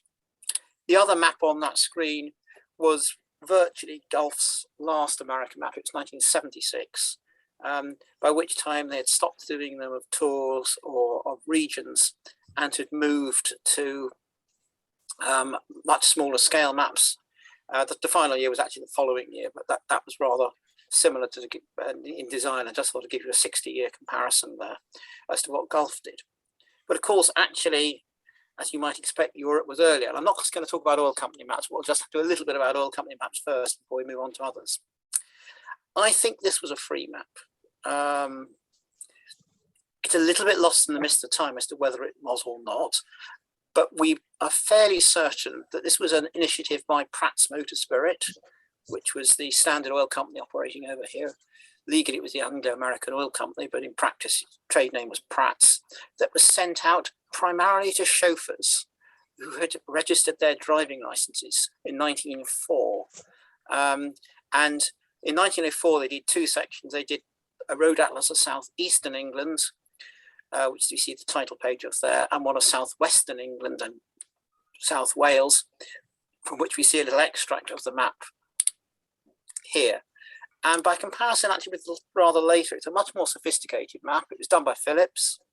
Very definite hypsometric tinting, so we can get quite a lot of clues about sort of what road conditions might have been. And strangely, the style of roads were just using single red lines of different thicknesses, was more like the later American ones. It came in a little wallet. The wallet also had a place to slot in your newfangled driving license. So if Europe was able to predate The first US maps, I think we also have post-dated them rather later than 1976. Of course, free maps, as we're seeing, are still around. This is the latest one I know from an oil company, which is from the well-known company of Virsi in Latvia. And it's a fairly basic map. Why aren't you a motorist? Sorry, is that Rich? Why aren't you a motorist? Why aren't I a motorist? Sorry. I've just muted. Sorry, I can go, yes. It's a fairly basic map, but again, it's useful as a planning map. I mean, Latvia isn't a huge country, and so you'd actually be able to get around. But of course, it's got advertising all over it in terms of the logos of the companies who you can use your VCR credit card at. Cartography there is by our good friend Jana Seta, who I think many of us know more for the fact they also sell decommissioned Soviet maps. Free maps, of course, as I said, were also given away by public bodies. Noticeably in the US states, there's a couple of examples there. The one on the left is a 1938 official highway map from the state of Ohio. Most of these states maintain their own cartographic divisions in order to draw the maps. The one on the right is, I think, 1993. It's a lot, or maybe 2003. No, 1997. That's interesting because it actually gives a little clues as to the quantity in which these free maps were produced. It has a note on it that they produced 2 million of them. It's a pretty large number at an average cost of 7.6 cents per map, which you think is virtually nothing when you consider that it's printed in full color. It's on acceptable quality paper. It's not great paper, but it's not going to sort of fall to pieces overnight. And it's a full-size map. We've just got a little extract there of the Cleveland area, but one side it has city maps like that, and the other side it had a more conventional road map of the state. But even at such modest cost, 2 million times 7.6 cents works out at quite a lot. And so there's been a move away from US states towards sharing the costs with advertisers. This is a 1999 map, a couple of years later from Ohio. I don't know whether it was officially distributed or whether it was actually a purely commercial operation from Northwood Map Publishers, a company I don't know anything about. But it was actually a much more basic map and littered with logos and things again, although in fact it's not too bad as a map. I can probably live with that one, but it's showing how certainly with the move away from, I guess, public munificence in one direction, but also towards online and GPS, mapping has tended to become really much cruder and more commercial, particularly if anything's being given away free. Not just the US, of course. Here's a couple of examples from France. This is a map of Calvados. It's produced in English, and so there is English text on the reverse side. The map itself, however, is a exact reproduction of the relevant section of the IGN map, covering Calvados, covering the department, and therefore is actually a good quality map we see there. The downside is it's on poor quality paper. It's on cheap glossy paper, which is a real shame. They've gone to the extent of producing and presumably licensing from IGN a really good map, and then sort of spoilt it by the paper. But again, free issue, able to be picked up in tourist offices across the department, and probably slightly further afield. That may, for example, have come from, I don't know, but it may have come from the ferry boat, taking the ferry to Caen, which of course, as everyone knows, is actually Ouistreham, not Caen anyway. So the ferry from Portsmouth comes in down here, which has got the end of it shown. And if we just zoom in very briefly, as you can see, that at its scale is a perfectly reasonable map, as one would expect from IGN. Not all departments, of course, took that approach. The Calvados map's 91. Here's a Bouche de France, which is undated, but I think it's a few years later. Again, it's in English. but they chose to go for a pictorial map, which I have to say I find rather cluttered and not terribly clear. If we zoom in, obviously this is the area around Marseille. Marseille is actually in quite small lettering, smaller than the Chateau d'If or the Côte Bleue or some of the other sort of physical landmarks. If you didn't know that was Marseille, you might find it quite hard to find it on the map. I'm not sure if it was hand drawn or not. We've got sort of things like these rather strange road numbers here, which certainly look like they've been added by hand. The N568 here, here, and here in non-consistent font. The autoroute, the motorway, you might expect to be very clearly visible, but the A51, if you can roughly follow, you can see where my cursor is going, my hand, it sort of goes up here and around here, and then goes into a horrible mess here.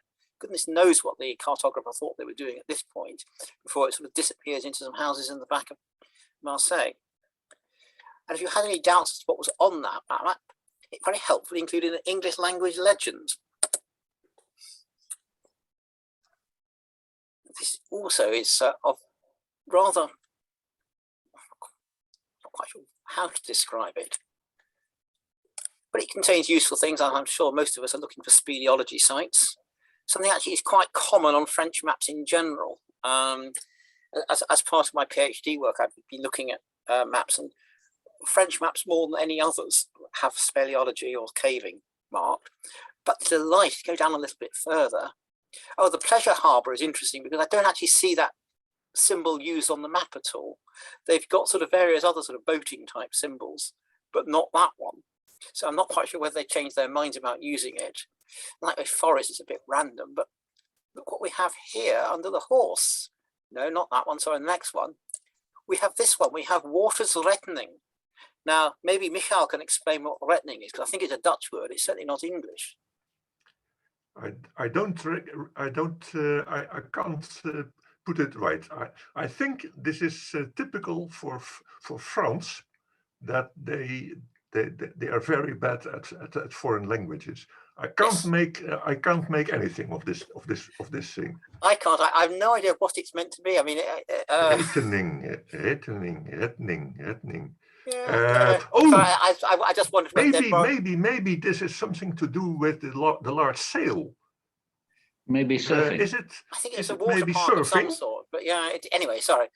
So that we move on quickly. Accidentally, but quickly. I think it's probably the best thing to do.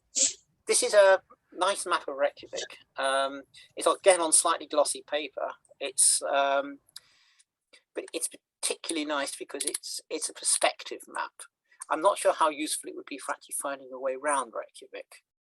And certainly it extends way beyond the city. So you've got the volcano, I think it's what was called Helga, something like that, in the distance.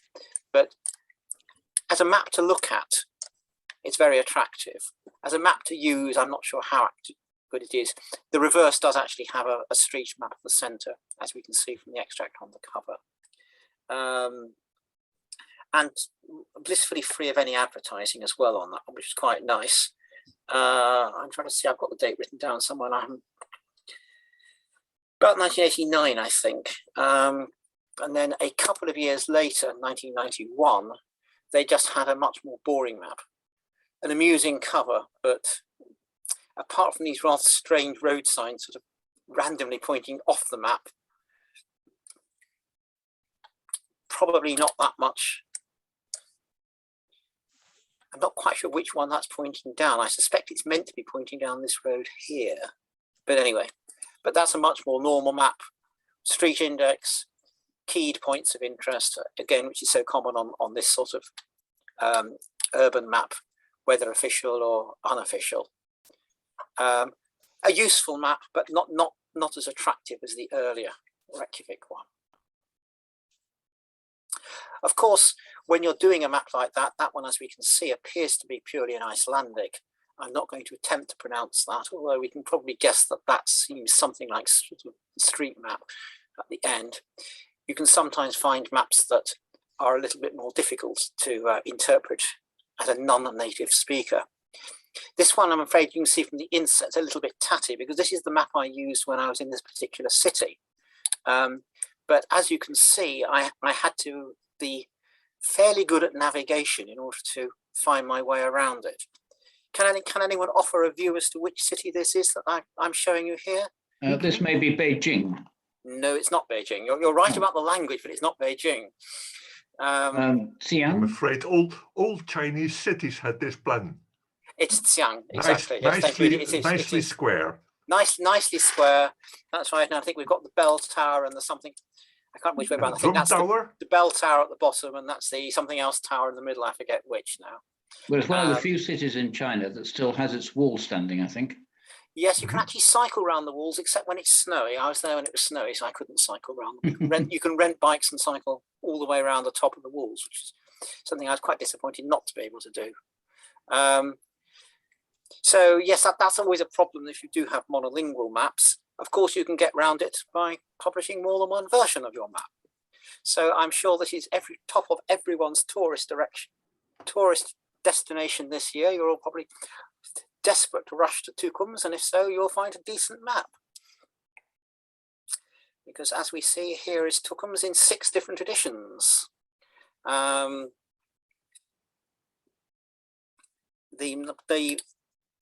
The extract I'm showing of the map, apologies for the fact that I took a photograph rather than scanning this, so it's not terribly clear. Decent map, descriptions is in Russian, but the maps I have on display here are usefully in, if I get the right order, Estonian, Lithuanian, Russian, German, English, and Latvian. Tukums is in fact a rather, I'm going to say uninteresting, that's not quite right. It's a pleasant little town in the wilds in Latvia, but they obviously felt that they needed to do a tourist push and produce very nice quality maps. Again, glossy paper, but in 6 different languages. The record for maps in different numbers of languages that I've come across, and unfortunately I didn't pick them all up, was a few years ago in Vienna. There was a city map of Vienna that was published in 12 different language editions. German, English, French, Italian, Spanish, Hungarian, Czech, Dutch, Swedish, Russian, Chinese, and Japanese, I think. I don't think there was a Korean version as well, but there might have been. So if you're looking for free maps, sometimes you can get multiple free maps that are actually the same map, but different editions. Official or semi-official is actually not really government edition maps, can of course be promoting particular purposes. These are 2 camping maps aimed at tourist camping, the one on the left and the one in the center. Oopsie, go back, sorry. Are from a 1958 map of France. It's cartography by Blondelot-Lougerie. Blondelot-Lougerie, I think the Johnson and Bacon of French cartography. They produced generally unattractive maps that were not particularly desirable, but it serves its purpose. You can see you've got keyed to the rear, you've got by number, so you can look on the map, you can say, yeah, I'd like to stay somewhere near Canet-Plage, and okay, they look at 65, and then on the reverse of the map, it would give you any campsites that were in Canet-Plage. We were there a few years later. Very similar map from Yugoslavia. It's actually not all of Yugoslavia, it's Istria down the Croatian coast, about 2/3 of the way down the Croatian coast, so probably not quite as far as Split and certainly not as far as Dubrovnik. Again, sort of fairly normal sort of map. And on the reverse, although they were sort of officially supported maps, both carried advertising. As people who know that I tend to collect oil company maps, they both contain advertising from oil companies. And that's the total was, of course, the French oil company controlled by the French state at the time, and INA was the Croatian company controlled by the Croatian state at the time. So there's probably a common pattern there. Oops, sorry. And if I can try again and just zoom in on that, the away from the coast, there wasn't that much detail on the Yugoslav map. It did have this rather odd little sort of inset I think basically trying to indicate where Yugoslavia is. But bearing in mind these were for campers who would be driving there, I don't find that map particularly helpful as an inset map.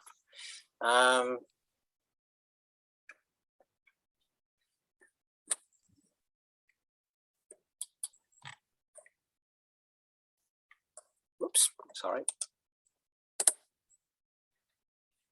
Camping maps also issued by companies to encourage camping, or if you've actually gone on an organised tour. The two on the right are just the covers of maps from Eurocamp, which use the AA and Canvas holidays, which actually, although it's largely a UK company, had an operation in the Netherlands as well. So the map had one side in English and one side in Dutch, at least on the covers. And the Caravan Club was a map that was regularly issued by the Caravan Club, fairly basic map by Geographia, essentially just in one colour, dark blue on a white background, but with red dots, a bit like the French Bande de la Bougerie map, showing where you might find Caravan Club approved sites across the country. They also issued a Near East one, which is much less commonly seen. That particular one, the 1976 is my handwriting because it showed where we went in 1976 on it. If you weren't camping, you might want to go on a coach tour. And remarkably, coach tour companies often gave their passengers free maps. The one on the right is a Lund's King's Coach Tours, better known, of course, as Lund Holly for many years, and then subsequently, after it merged with Polytechnic Travel, and then, of course, subsequently now part of TUI. But Sir Henry Lunn, who was, I think, one of the pioneers in skiing, it shows a rather interesting coach on the front. The map extract, fairly basic map again, on the right, was actually produced by Francis Chichester Limited. So that's a relatively rare event to find a Francis Chichester map. And on the left, Trafalgar Tours. That is actually specially printed. It's not a sticker on top of the BP map. It's a specially printed thing, but they used the same Bartholomew's map that BP did and kept the BP logos on the cover and did that for several years. You might want to go to a restaurant. And I'm tempted to say that the quality of the map here is as bad as the food at the Little Chef, but actually that's completely to denigrate the map. I'm sure the map's a lot better than the food at the Little Chef was. I'm sorry about it being sideways on. I didn't bother rotating it.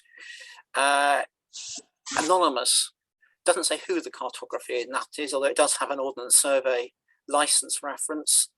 I guess this is fairly typical of the sort of free map that you might get given by a business like that. It's not bad as a planning map. It also shows you quite clearly where to avoid if you don't want to have to eat in a Little Chef. For essentially a two-colour map, apart from the water features, it's reasonably clear and usable.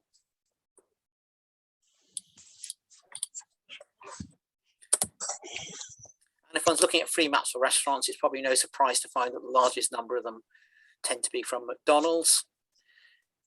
The one on the left is a little pun. It is, of course, a Big Map, not a Big Mac.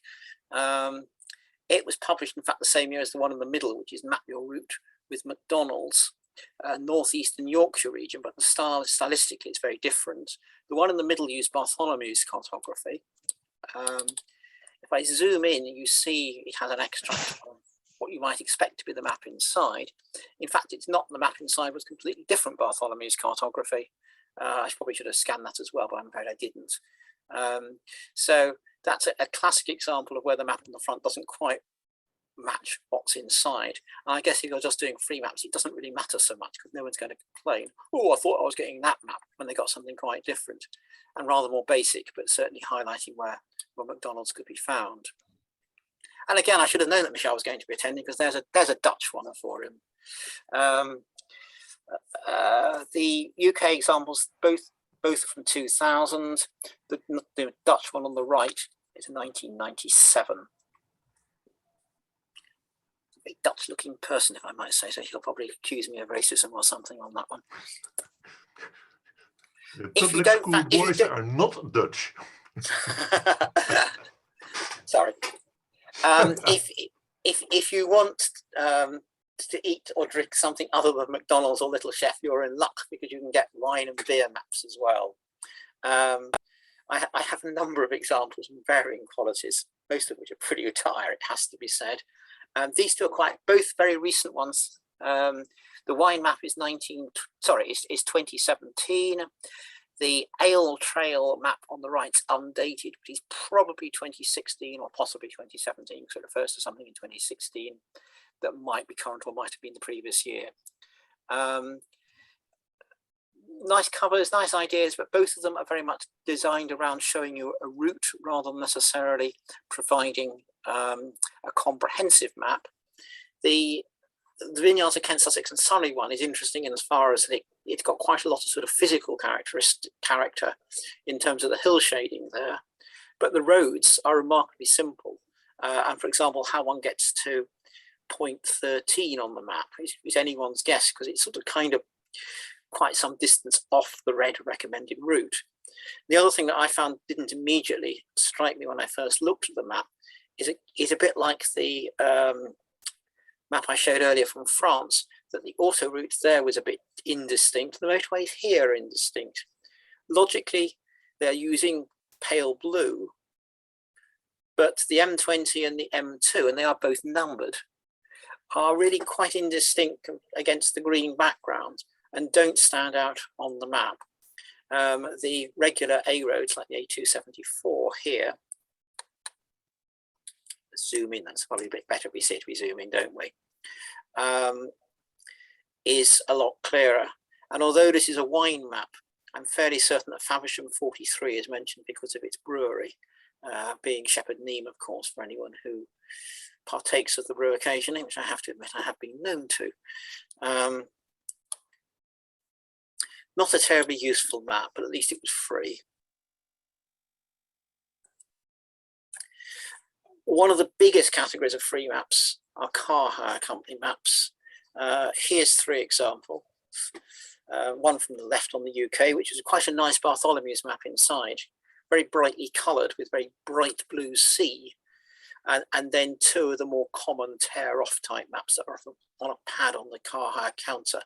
And if you roll up, you know, they will draw often a big X on where the airport or wherever you are is, and then another X on where you want to go, and a sort of a biro sort of going scrudge, sort of the rough direction you want to follow.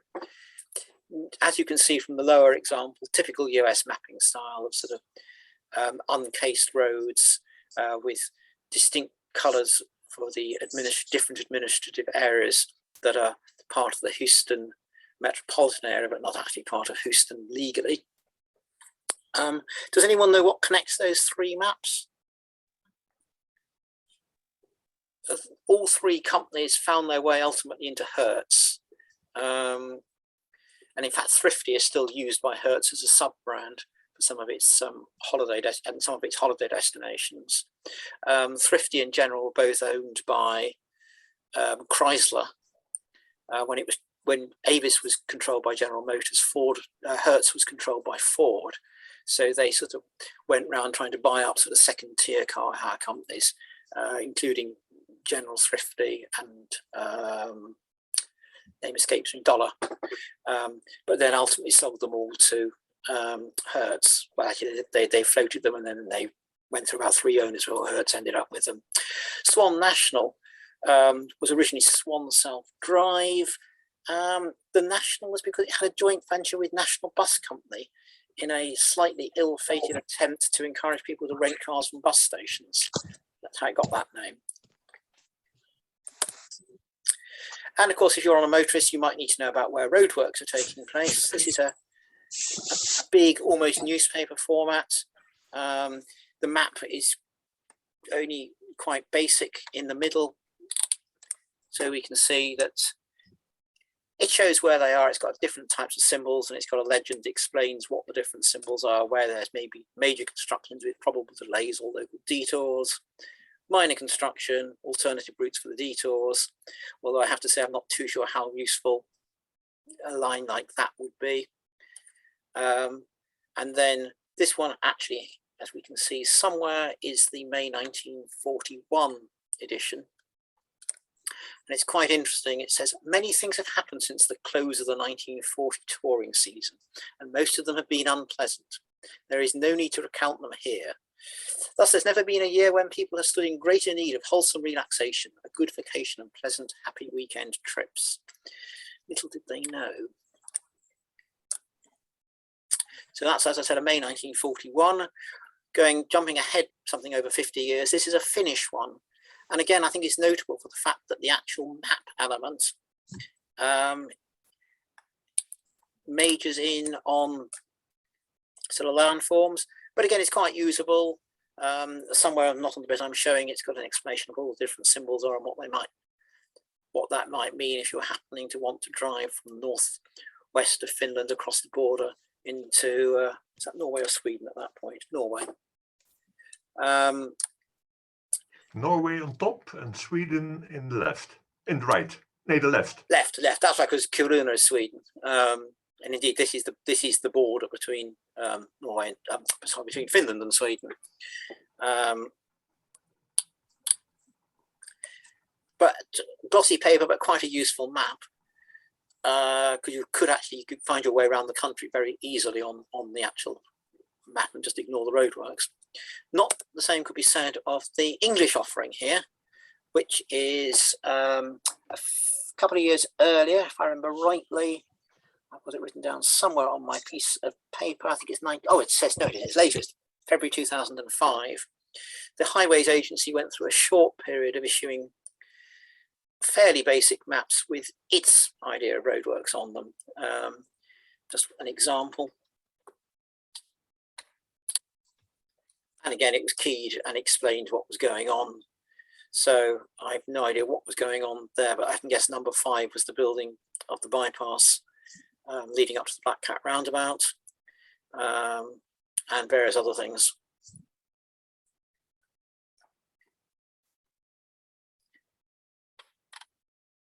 And presumably, again, it would have Ordnance Survey as the base mapping. I don't think it necessarily mentions them. So if you wanted to avoid roadworks, you could always take a bus. Bus maps are a complete category, another category. I'm going to go show one, which is this one, which I rather like, because although it's a bus map, it's not at all generalized. It got pretty well all the streets and all the street names underlying it, and is a very good map if you want to walk around the suburbs of, or get around the suburbs of Vienna. It's quite a big map. Sadly, they no longer give this one away free, as you might imagine. And it shows obviously where the bus stops are, if you like, in real life rather than purely on a schematic basis. We're probably more familiar with schematic maps like metro maps and underground maps, which are not true to geography. I offer you a quick glimpse of the next one because you'll probably be so horrified you'll want me to move on very quickly. Mr. Beck must be sort of turning in his grave at that one.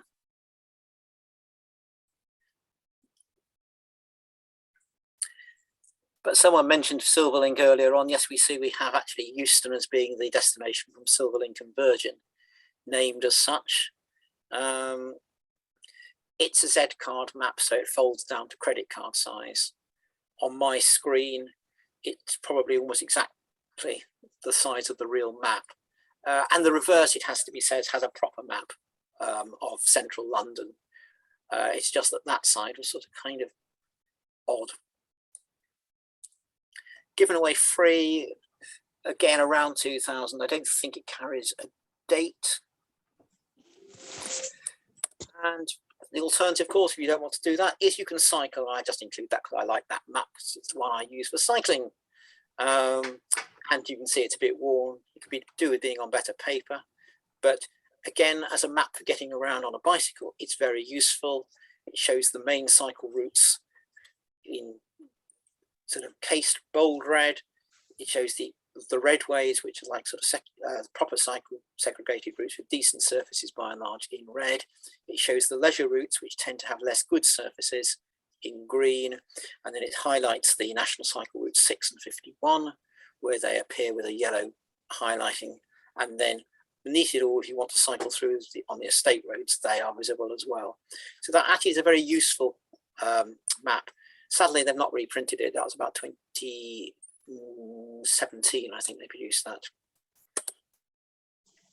And finally, we've sort of dealt with buses and trains and cycles and cars. There are a few free maps for boats, and Jerry showed us a couple. This is a rather strange nautical map that came from Finland. It's 1981, as we can see quite clearly. It's the area just to the west of Turku, I think, if I remember correctly. It opens up to a full-size map. It's just, again, I've only obviously scanned a section from it. I'm not really sure who it's aimed at, though.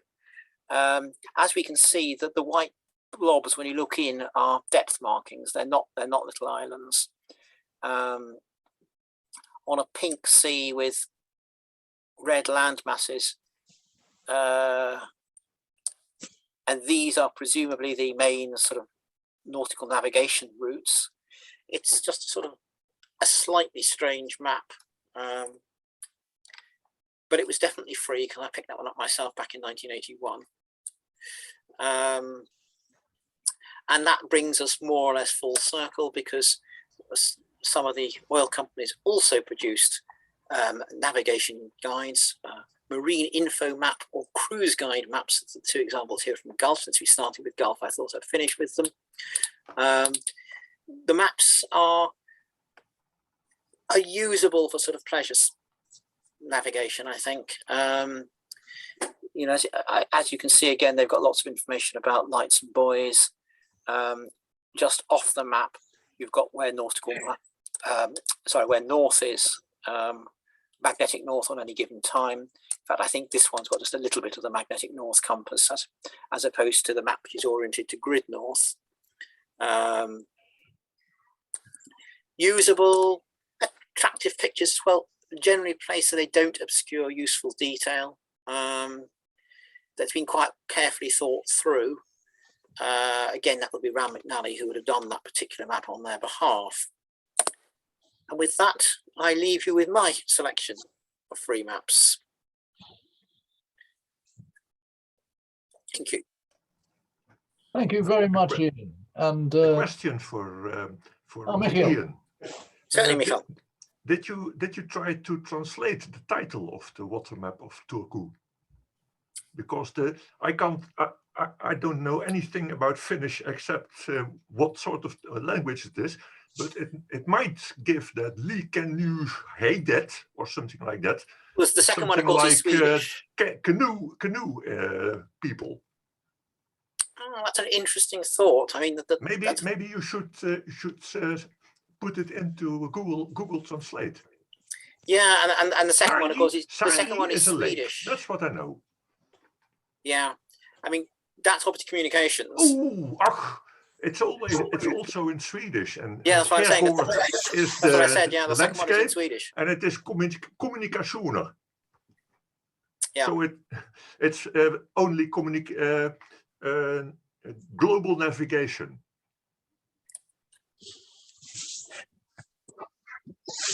Well, there you go. Thank you, Michiel. Thank you, Ian. And there's a little task for you tomorrow, Ian. Okay. Thank you very much. And thank you to Mike Brereton as well. And John Harmer. And John Harmer.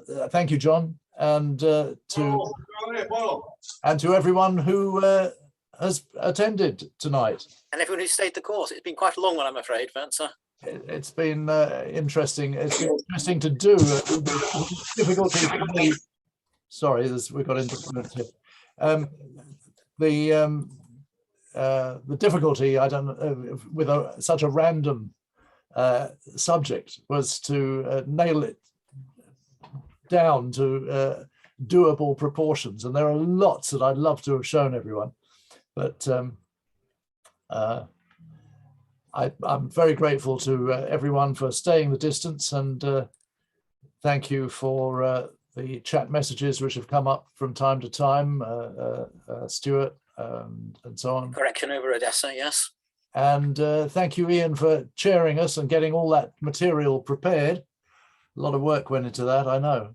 And thank you all very much indeed. Unless there are any more questions or urgent points to make, we look forward to the next Child's Close Society talk.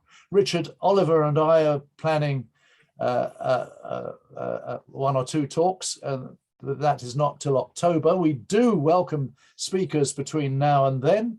So if anyone would like to think of a good subject, we will help you host it. We will host it in Zoom talk, and you can share it, or we will do that for you as you wish. But we're interested as well in subjects and topics that would make a good program. So with that thought, I will say thanks once again to Ian for chairing it, and thank you all.